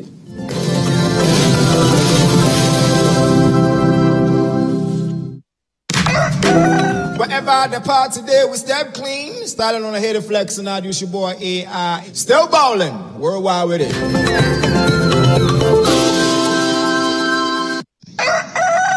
Jealousy go shame. I can see bad boy. Jealousy go shame. Whoa. What's up, guys? Your boy Kitty, and right now you are watching Breakfast Daily. Oh, Lord of mercy. Let's go. Welcome back. What an amazing performance by the beautiful and talented Nana Yaa. We're going to learn a bit more about her later on Breakfast Daily. But now we're going to talk about relationships. Specifically, why do people waste other people's time in relationships? Why do we waste each other's time in relationships? I've been joined by one of my favorite personalities, AJ Akwaku-Sapong, who is the host of Hall of Fame on City TV and Brunch in the City on 97.3 City FM. Good morning, AJ. Good morning, Jifa. It's nice to be here. It's been a amazing. while. This is the first time here. I only watch you on TV. Oh, yeah. I watch you on TV too. On Saturdays, I listen to you on radio, 10 a.m. to 2 every day, every weekday. Thank you so much. How are you? I'm fantastic. It's a good day to be alive. And then we are all wearing red. I know. We need to pass that RTI. RTI bill is passed. Yes, now let's talk about relationships. Yes. Why do people waste each other's time in relationships? Is it intentional, or sometimes they lose interest?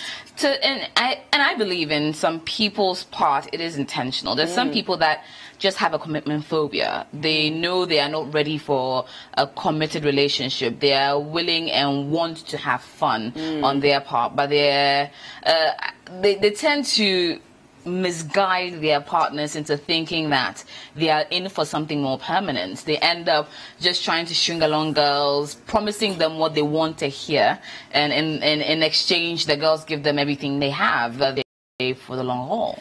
Well, let's piggyback. So for people, both men and women, who have a commitment phobia, like you said, is it that they are worried their partners might judge them if they tell you flat out from day one, I'm not looking to commit, this is what I'm looking for? So they think that they are helping the person out by just stringing them along. Yeah. Sometimes they do. So in some situations, the gentleman feel, if I'm actually honest about it and say, I am not willing, not excited to stay in for the long haul, then I am most likely than not to walk away, or the lady is more likely to walk away. So you know what? Let's go with the flow. Let's tell them what they want to see. Maybe at some point in time, I may develop the feelings or develop the commitments to take this to the long haul. But most of the time, they know they're not. They know they're not mature enough to. I take an example. The gentleman that Creed, Michael B. Jordan, I believe his name is. He said at age 30 that he's not willing and able to stay in a committed relationship.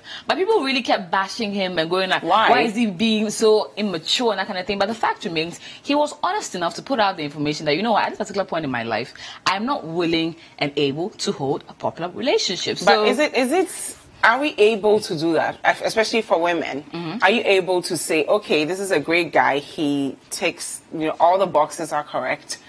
I might be looking for commitment right now, but he isn't.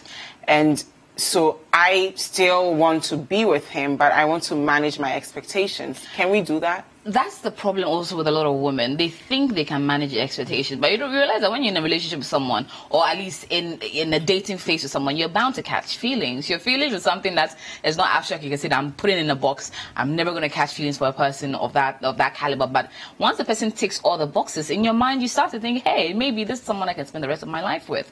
But your partner, on the other hand, doesn't think the same about you. So you end up wasting your time. You end up wasting your emotions and staying in an unfulfilled relationship. So So the onus falls on people to be able to make the decision and even ask for all the facts. The fact remains, people don't ask enough questions.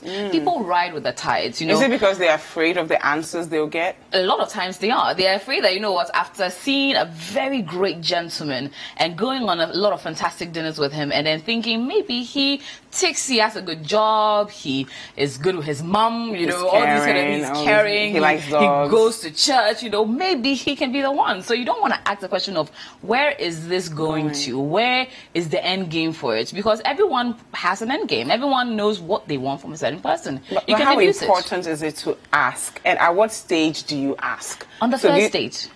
Isn't that a bit... Because on the first date, I don't know you much, you don't know me much. We both don't know where it's going. So to come on strongly, like, where is this going? We don't even know what it is yet. About where is this going, but you can ask questions that lead to the person's mindset. You can figure out in the first few minutes where the person's ambition lies. You can figure out in the first minute if the person thinks he wants a stay-at-home wife or he supports someone, an ambitious person.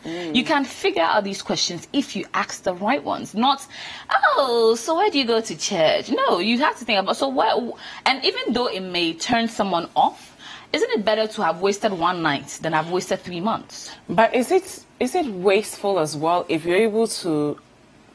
Because the person could tell you they want to go on a date with you, they want to date you, be in a committed relationship with you, and then within the first couple of weeks, he or she may discover things about you that perhaps may be a deal breaker for them. Right. So yes, the intention was a relationship, but now it didn't work, and they just go complete silent. And it goes to full disclosure as well. I don't particularly believe in total disclosure of everything. There's some things I believe you're not meant to tell everybody because the person can use it against you. But you give enough clues to be able to hide under it. And I say it in a joking way all the time. So maybe you have a crazy ex-boyfriend, 2 perhaps, but you always tell him, you know, there's this one crazy ex-boyfriend. So whenever anyone pops up, you be like, yeah, maybe you know what I was telling you about. Yeah, that was a guy. But and that's if you know the light note. But I believe that people should know what they're getting themselves into.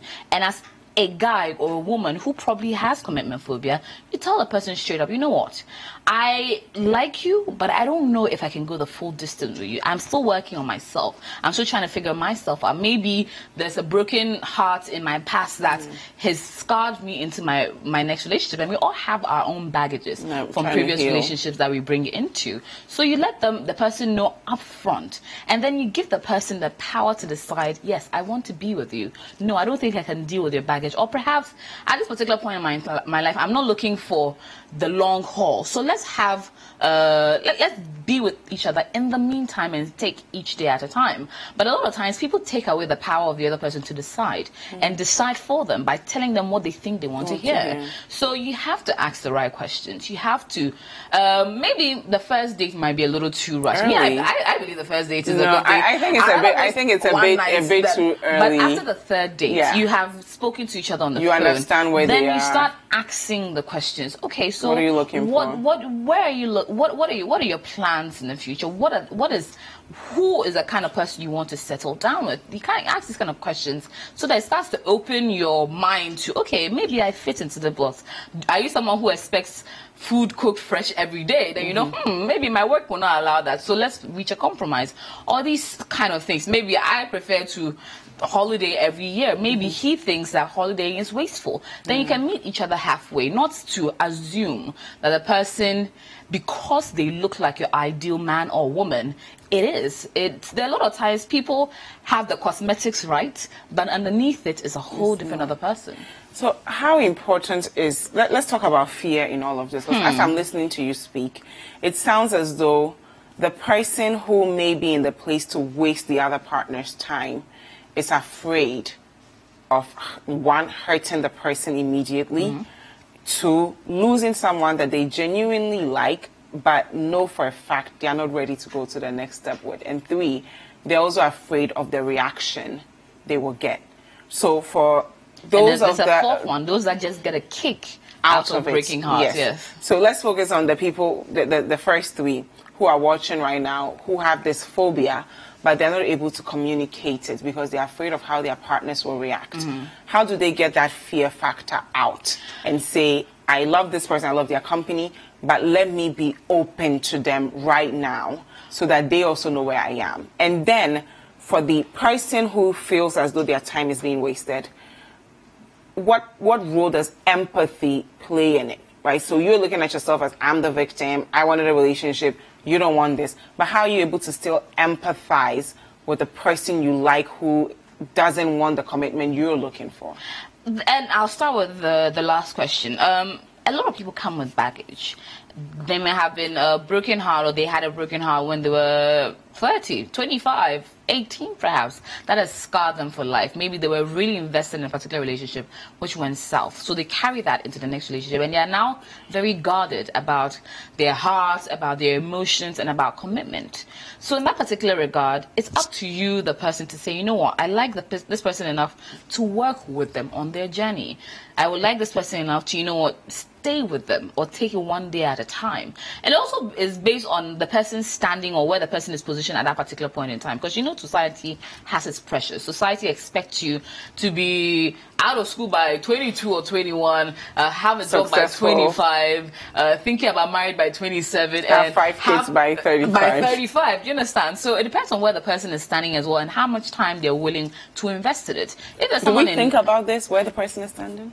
I think sometimes we forget or we neglect to look at the person's standing. Because I used to have a relationship talk show, and a lot of times people send things like, I have been in the relationship for the last 3 years, I'm now in my mid-30s or early 30s, I feel like I've wasted my time, and this person has wasted my time. How do I proceed from there? So based on where the person is. So for those that want to waste their time or waste other people's time, go for someone that has enough time to have a heartbreak. You know, if you're going for someone in their mid to early 20s, you know, the person will move past it. But if you're saying you're really going for or stringing people past in their late 20s, early 30s, mid 30s along, then you know that the consequences are harder for the other party. So what you're saying is that for the Michael B. Jordans, yes, who know, like even if you're in your 30s or your 40s and you know for a fact you're not ready to settle down, don't go approach someone who may be in their early 30s, mid 30s, and they're looking to settle down. Or even someone in their mid 20s who's willing to settle down. So you should know. Yes. Where the person is as well. Go for the one that, you know, is willing to have is willing to stay with you and be around you for the duration of your attention span, quote unquote. But if you know someone lays out their heart to you, maybe on the second or third date, that, hi, I have a good job, I am in good standing with, I'm in a good place in my life, and what I'm looking for now is a companion for life. You do not go and string that person along because to get a kick out of it or because you're confused. Do not bring your confusion into someone else's life. Be considerate of the fact that that person is also on their own journey. Unless you're willing to work on your issues while with them, but because you are just in it to have a good time, and also don't let the person invest too much into the relationship. If you're someone who is still trying to figure it out, don't let someone go all out. Perhaps sex is something that they find sacred. Sex is something that they give to people that they are thinking is the long haul. You do not take that away from the person and then say, you know what, I'm not willing and able to work for it. Resist that. Make it less complicated and heartbreaking for the other party than you involved. Sometimes you should think about others rather than only your own self. Wow. Okay, so we've talked about the person, what the person who's looking to settle, well, not settle down, should do. Now, Maya Angelou has this quote that the first time someone shows you who they are, believe them. Yes. But for the majority of us, especially when the person just walked out of your fantasy and you know, you just want to start making excuses. And you're thinking there's a 50% chance that they'll change. So you start positioning yourself as that full-time girlfriend or full-time boyfriend. Even though the person told you from day one that I'm not ready. That's not what I'm looking for. And you keep giving, you keep giving, you keep giving. How do we check that? And I was having a conversation yesterday with a friend of mine that I've been monitoring social media, and a lot of the men who are married now will say things like, "Oh, I knew she was the one because she took all she took all my baggages." You know, so when I met her, I was not even looking, I was playing around, but all the other women couldn't take it, they left. Can you imagine? She took it, so I knew she was the one. And that in itself is even toxic. Yes. You know, so how do we get rid of that need to overcompensate to prove that we are worthy of our partner's willingness to settle down? I think a lot of them is the programming of people's mind. People feel that the more you take, and then there's this whole concept of ride or die. Yeah. My right bone, the one that is riding with me. Why am I riding and why am I dying? Why can't Where we are we not, going? Why are we going? Why are we not just sitting under the tree just having fun? You understand? A lot of times, love has been placed on a certain pedestal that there should be a lot of pain to get to your true fulfillment. And then we see it a lot play out and even in some celebrities' relationships that have become the standard. They take you through the mill, the grind, the disgrace, the heartbreak and everything, and then years down the line you're finally wifed, as if that's the goal, the big with a big flashy wedding like Gucci Mane and his girl Keisha Cole or whatever. I can't really pronounce the name more. But she, on the other hand, like she went through a lot of his baggage, and then finally he comes out of jail, he sorts himself out, and then he wifes her in a big wedding. So now we're like, all aspiring okay, to it. if we all stick by people and then we'll get there and they'll marry us in a big wedding. No, love should not be pain. If you're in a situation which is toxic, which you're always crying, that is not love. If you are, and unless you are willing to say that, you know what, I want to be like a Keisha or a Gucci Mane, and then, you know, ride through it and then hope that one day it will get better. But no. And it also goes into the men who think that women are supposed to carry the baggage, not that they're supposed to help to lessen their load. You understand? And I've seen videos about it and how people have talked about it. It's a whole toxic mindset that slowly we need to remove. How do we do that though, AJ? Because it's easier said than done. By realizing that your worth, that you're not supposed to go through the mill and go through so much pain in order to get pleasure. Because love is kind. In First Corinthians, it shows you what love is. And if you are not experiencing it at its best, if you're constantly crying, if you're constantly lamenting, if it's never working out, if someone is giving you emotional trauma constantly, then it probably is not meant to be. How do we get rid of the illusion of what our partner is? So this person presents themselves to you. Yes, they give you all the attention you need. Your love language might be quality time. It might be gifts. It might be words of affirmation. He's giving you all of that. Yet he's not willing to take it to the next step. Then you start compensating with thinking, you know, he must not really mean it. You know, maybe if you clean his home every weekend, or maybe you cook for him, if you become his everything, maybe he'll change his mind. How do we stop ourselves from this illusion that our partners are not who they say they are? A lot of times it will fall down on our support system. Because sometimes you might, and you are blinded in love or in lust or whichever one that it is, but the support system can check you. So if you have a best friend and you're telling them, okay, so I'm always calling him, but he never picks up. He's always, I'm always doing things and he never reciprocates. Probably your best friend will be like, then he's not that into you. So you should figure out, is that guy really that into you? And he should show it. So we shouldn't always make excuses for our partners and think or overcompensate, and I'm okay, so he's probably busy, that's why I've called him 68 times and he's not picked up. Okay, he'll call me 3 days later, he still hasn't called. Okay, maybe he's traveled, or you tend to do that a lot and make excuses for the person because we don't want to burst that illusion in our heads. But your support system will help you do that. Your support system will be like, you know what, my sister, you are worth a lot more than this person you are calling 68 times and he's not picking up. If you're with someone who's truly into you, he would actually make the effort to meet you halfway and will not let you stress yourself constantly for that. So it boils down on you ensuring that you have the right, and I emphasize on right because sometimes, you know, it can also be the kind of support system you have can also be the ones that are also looking at, how do we catch in on this one? How do we get you out of the way? But you have to get the right support system that will check you, and the men and the women, not only the women on the other hand, because the men, their support system as well can be like, Charlie, what are you doing, man? This girl is clearly not into you, and you can be able to move forward from there. But above all, ask questions, Surround yourself with the right people. If you are in the position that you're confused, be upfront with your partner.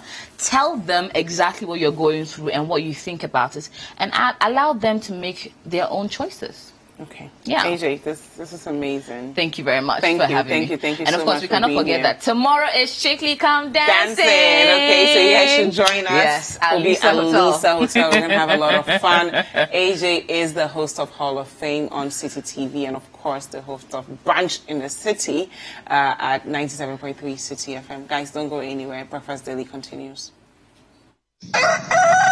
I know about that photo, saying Tim Titi who I go talk to, yeah. This is Kwesiata and you're watching Breakfast Daily, ground up to the top, boy.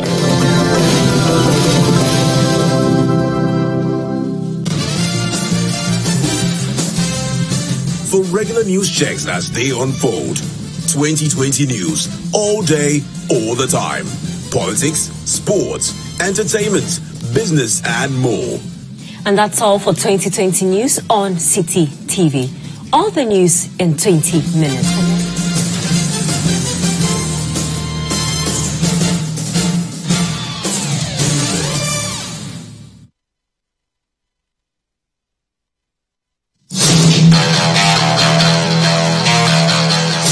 Analysis of the most exciting football league in the world. Don't miss the stats, the news, and the debate. Get expert opinions on who makes the Fantasy League Premier League Team of the Week. It's the Premier League Preview Show. You cannot in a lifetime compare the players in Pep's team last season to that of what Mourinho had in his first season. Jose Mourinho's squad of 2004-2005 were miles ahead of Pep Guardiola's team. The Premier League Preview Show every Friday at 3 p.m. only on City TV.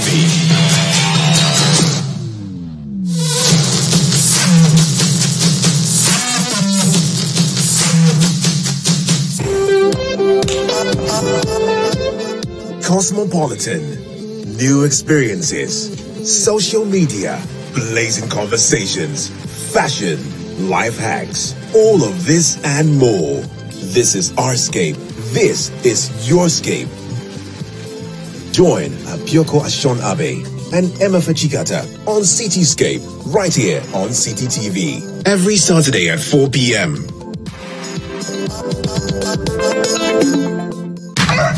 Hello everyone, hello beautiful people. My name is Kojentri Dudona Frebi, Mr. Music Man. You're watching City TV. Hey.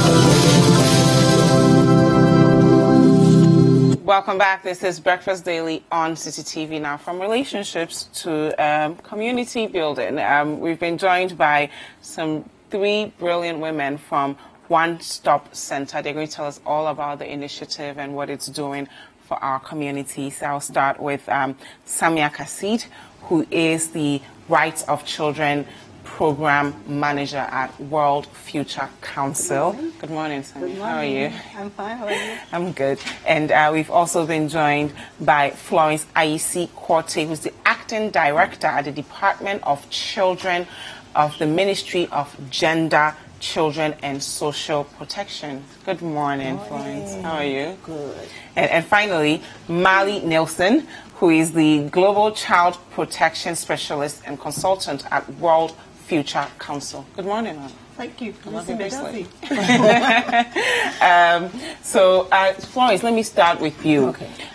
Can you tell us a bit about the One Stop Center?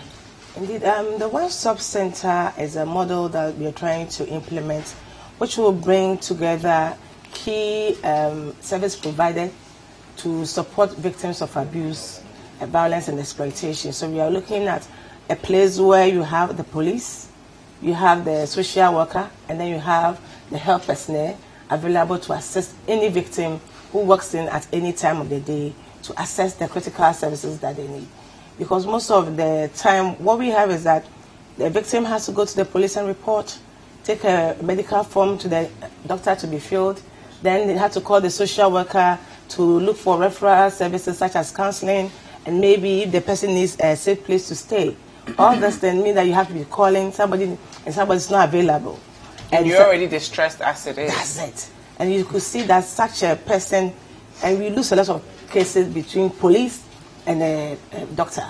And so the idea is that we want a place where when everybody goes with a problem, the people are already there. Nobody needs to call them. They have available to them other referral services on the call so that any victim can be assisted.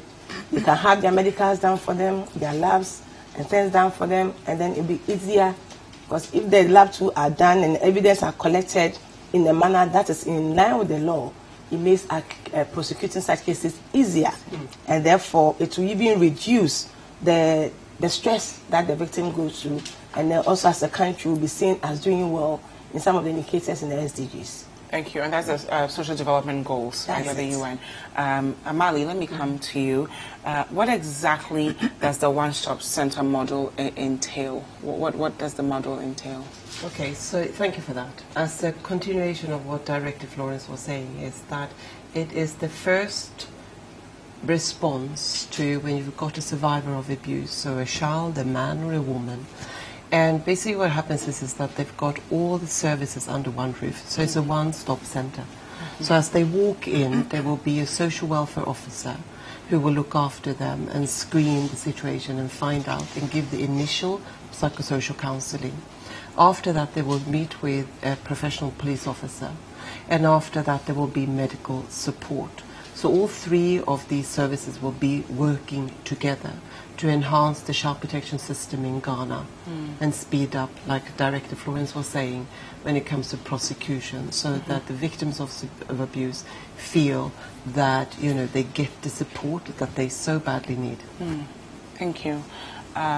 Florence, I was telling my co-host yesterday that day in, day out, I'm hearing, we read issues of defilement, rape, abuse, and it seems as though it never stops, right? So why is the government taking this up now? I believe, I'm telling people that it's now because for some time we're trying to sort of strengthen the system that we have to respond to issues of abuse, and reviewing our policies and reviewing the laws to ensure that they are better protecting the vulnerable in society. So from 2015 up to now, we've been building the structure and laying out the foundation. So now is the time that because of the policy, a lot of organizations dealing with children now and abuse victims have standards that they have developed that they are working with to ensure that they are complying with the new changes in the policies that we have. So now is the time that the standard within organization must now be put together so that we work together hand in hand. And that's why we say the time is now, because now people have built up their houses. The police have built up their houses. They have child-friendly policing now. DOSU is being better equipped. Ministry of Health have child protection policies that they are working towards. They are doing so many things for victims of abuse. And then also the Department of Social Welfare is also strengthening. They have down their own procedures for dealing with victims. So now that everybody has their own, then now it's time to come together and then work together so that we will save time and then we save resources so that we expand the reach of services to the victims. Yes. Wow. Thank you. Samia, let me bring you in here. I heard that the Rights for Children's Program, the World's Future Council, is one of the biggest supporters of this initiative. Why did you decide to support this specific initiative? Thank you very much. The World Future Council is a foundation that is based in Germany but works globally.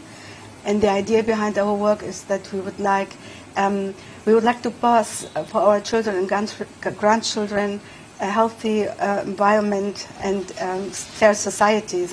And we do this by identifying, researching, and spreading good policies or, future just policy solutions. And we also, we support parliamentarian and policymakers to implement these good policies. So this is the background how we work. And 2017, we had a big conference in Zanzibar where we invited policymakers from different countries, from Africa and Asia, to come to Zanzibar and to see how they have implemented their Children's Act. And one of this implementation was the One Stop Center. Fortunately, a delegation from the Department of Children was there, and they said, yes, this is a good idea for our country. We are now ripe for that. And this is why we facilitated now a technical workshop in Ho this week. And out of this workshop, we are now hoping to get this initiative started. Wow. Mali, tell us about your experience at the workshop in Ho and what the outcome was from that experience in Ho. Okay, so it's interesting. About 10 years ago, I worked with Florence. I was the chief of child protection with UNICEF in Ghana. Wow. So we initiated the whole thing about the child protection system, and that's what Director Florence is referring to, you know, the system strengthening. Since then, Ghana has put together a number of policies, which Director Florence was mentioning. So the Child Justice Policy of 2015, the Child and Family Welfare Policy of 2015. But I also understand that the citizens are wondering, you know, what about these policies? What about the implementation? Yeah. The whole workshop, which was technical, and of course then supported by the World Future Council, is all about operationalizing these policies. So the point was that it was technical, and it had people from the Ministry of Health, Ministry of Interior, so both, you know, the police, and of course, in addition, DOVSU, okay, so the Domestic Violence Unit at the police. And it had also people coming from Ghana Health Services. It had professional pediatricians coming from Lekma Hospital, psychologists. We had pediatricians coming from Kolebu. So all the stakeholders you need, they were all there. When you encounter them, people who will help you heal psychologically, physically, everybody.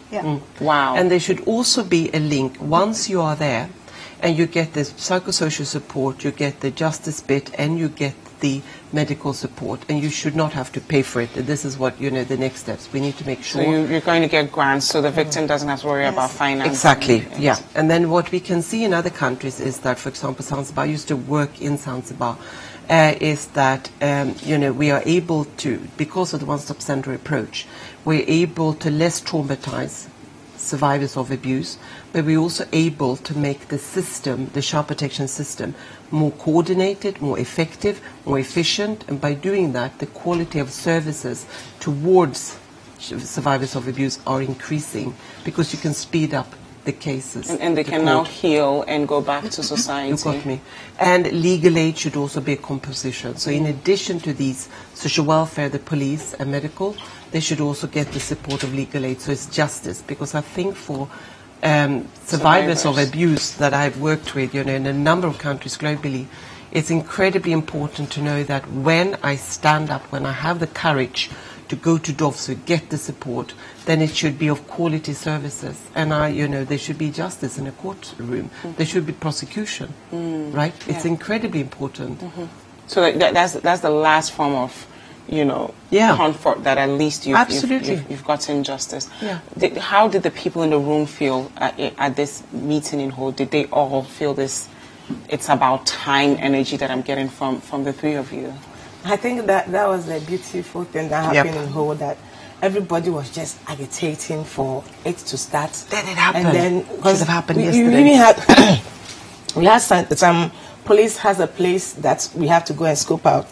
Kolebu has a place that we also have to go and scope out. And there was like, police, let's start with police, let's start with this, because they have people, professionals who are wishing that they have such facilities available, because they are used to the frustration that they feel when a victim comes and they know they need the medical officer, the person is not there, and they are worried about where to take the person. And sometimes, you know, you go to the DOVSU office, the law says that if the officer accompanying the victim is free, but immediately that officer leaves the counter, then there's nobody else.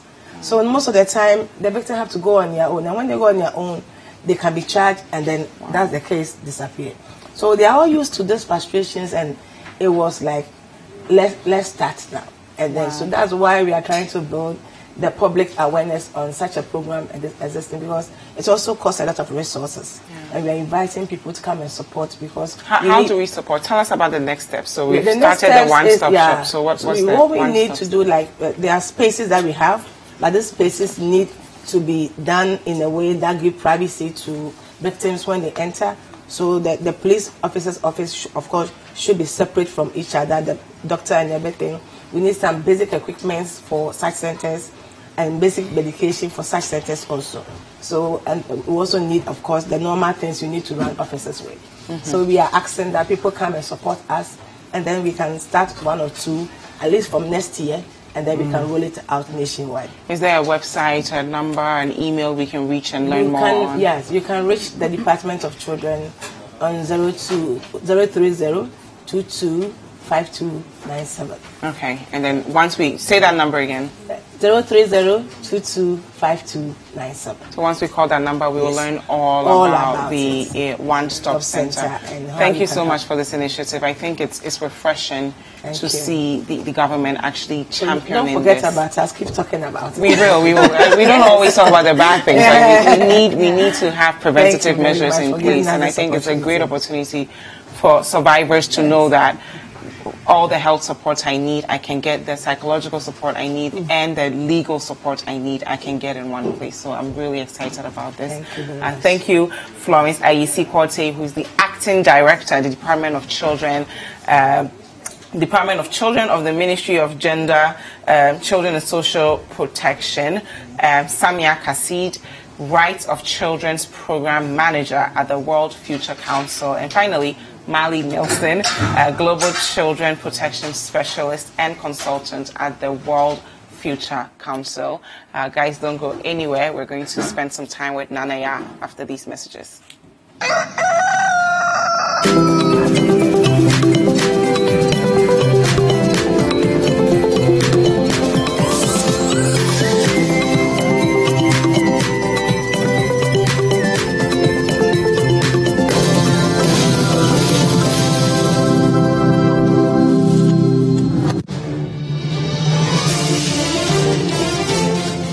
News, analysis, projections, and policies that affect your business. Curated and delivered in a simple and timely format. Watch Business Dashboard, your most comprehensive source of business news, every weekday at 7 p.m. Only on City TV.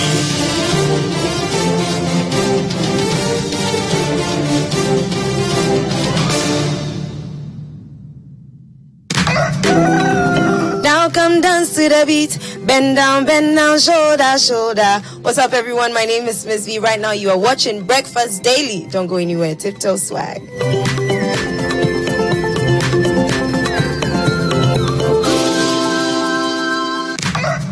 Hello, everyone. Hello, beautiful people. My name is Kojentri Dudona Frebe, Mr. Music Man. You're watching City TV. Hey.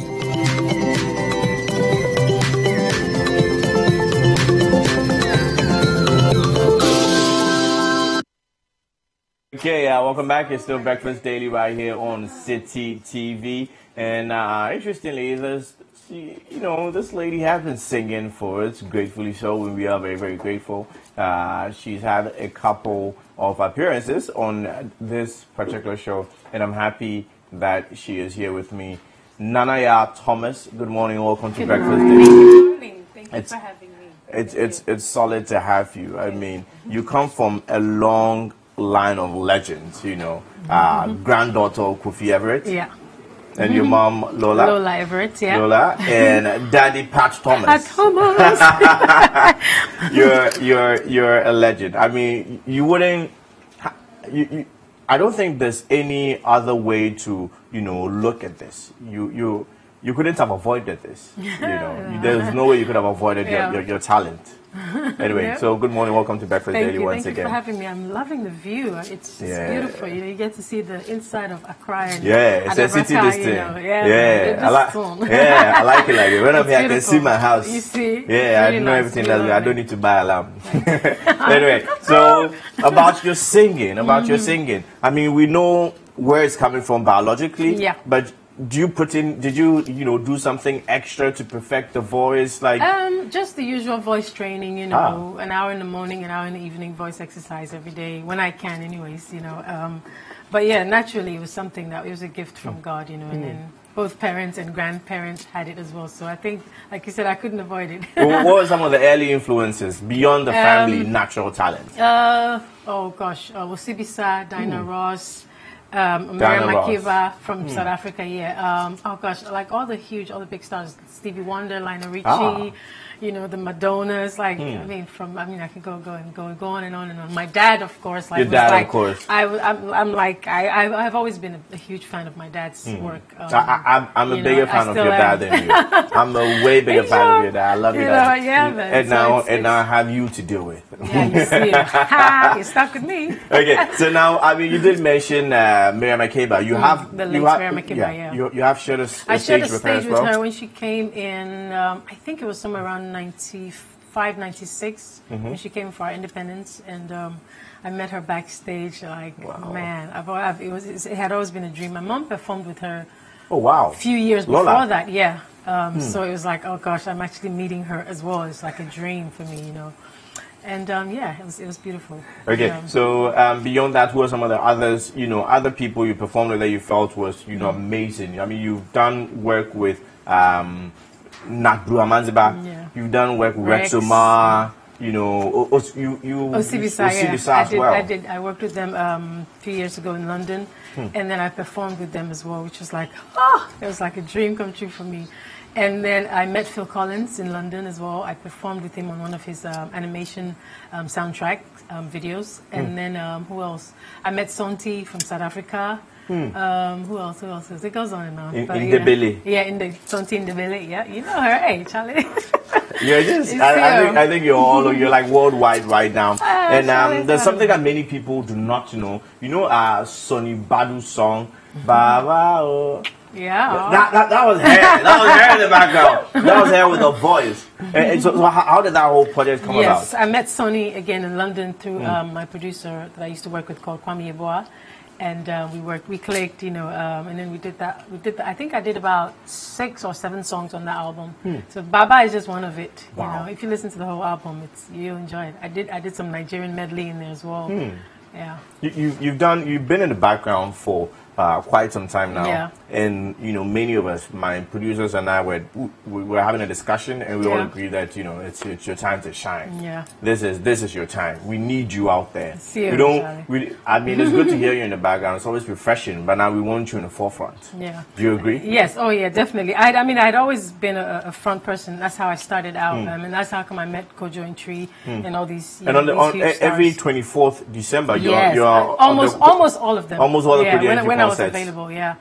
And that's how come I met him. And so my late manager, he met me and just fell in love with my voice, and he just felt like he had to help me and get me up there. So he groomed me for about 3 years.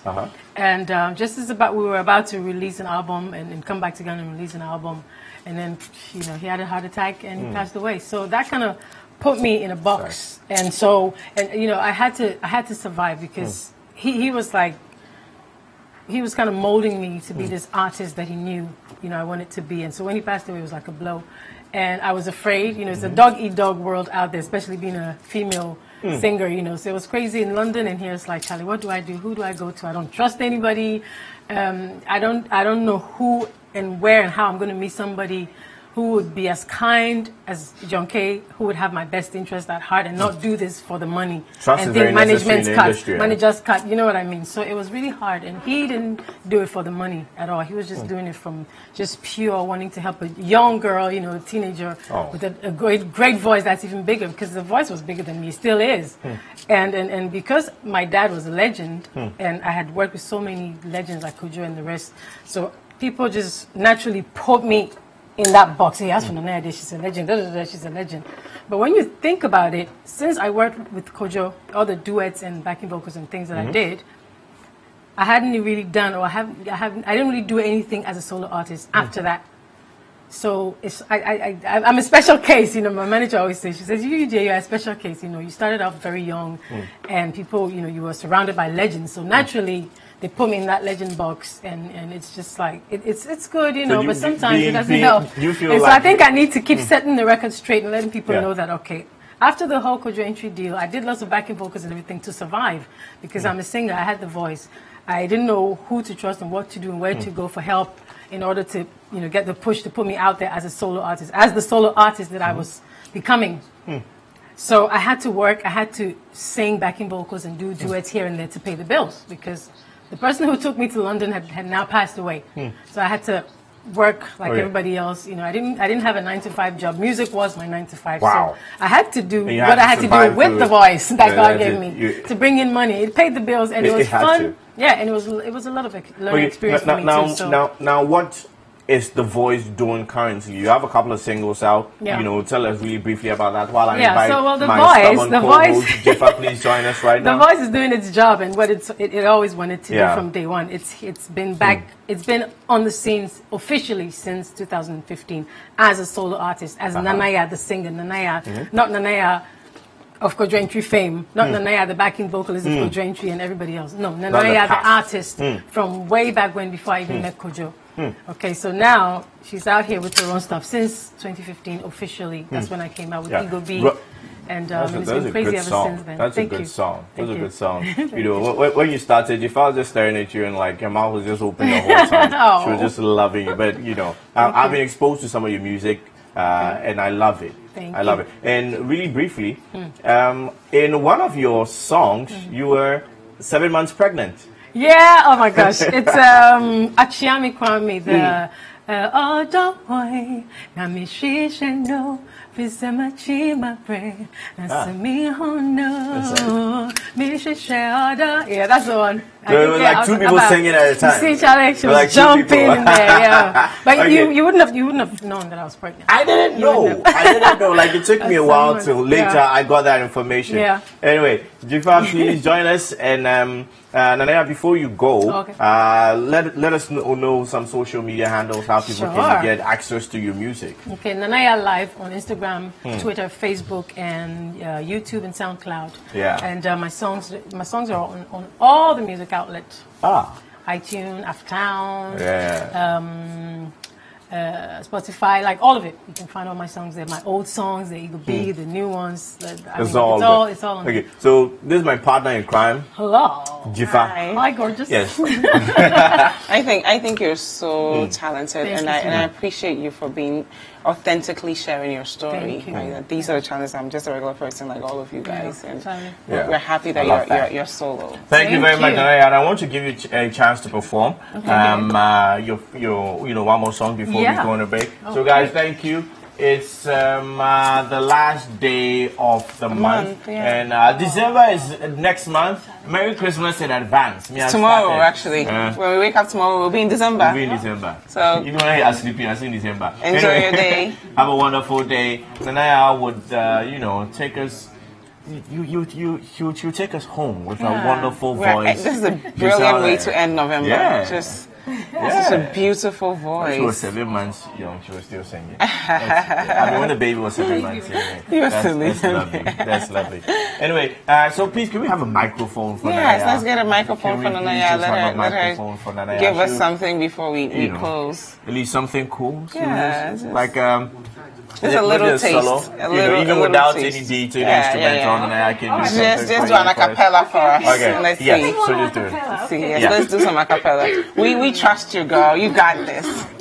Yeah. We're gonna kill it. Oh, it's left him on. That's right. All right, give me this one. Okay. The leg is not moving. It's still running. It's still running. Okay, so wait, slow down. Slow down, wait. Girl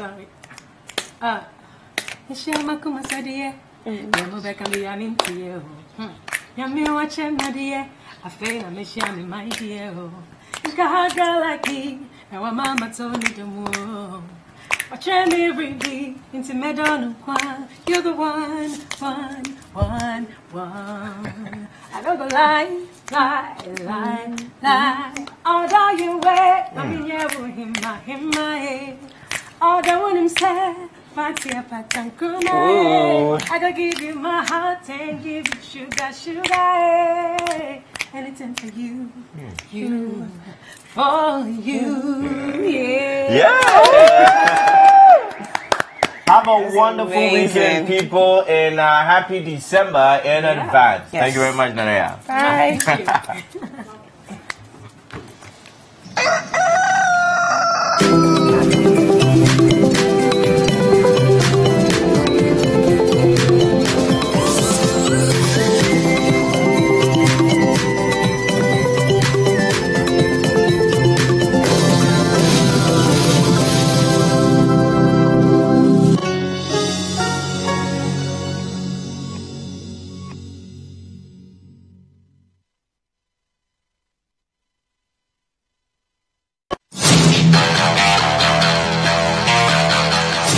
Analysis of the most exciting football league in the world. Don't miss the stats, the news, and the debate. Get expert opinions on who makes the Fantasy League Premier League Team of the Week. It's the Premier League Preview Show. You cannot in a lifetime compare the players in Pep's team last season to that of what Mourinho had in his first season. Jose Mourinho's squad of 2004-2005 were miles ahead of Pep Guardiola's team. The Premier League Preview Show every Friday at 3 p.m. only on City TV.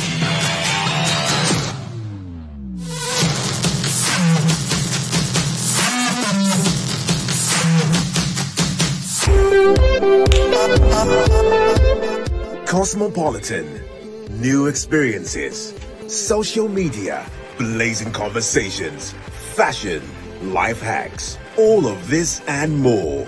This is Ourscape. This is Yourscape. Join Abioko Ashon Abe and Emma Fachikata on Cityscape right here on City TV every Saturday at 4 p.m.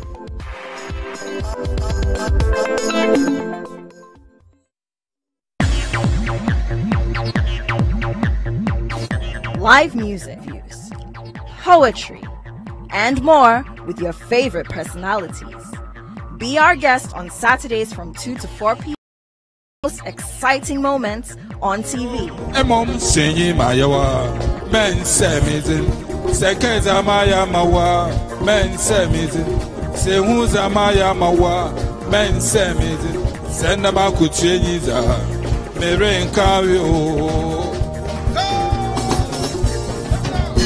Join Kojo Akoto Boateng for real entertainment right in your living room. Saturday Live on City TV and City 97.3 FM.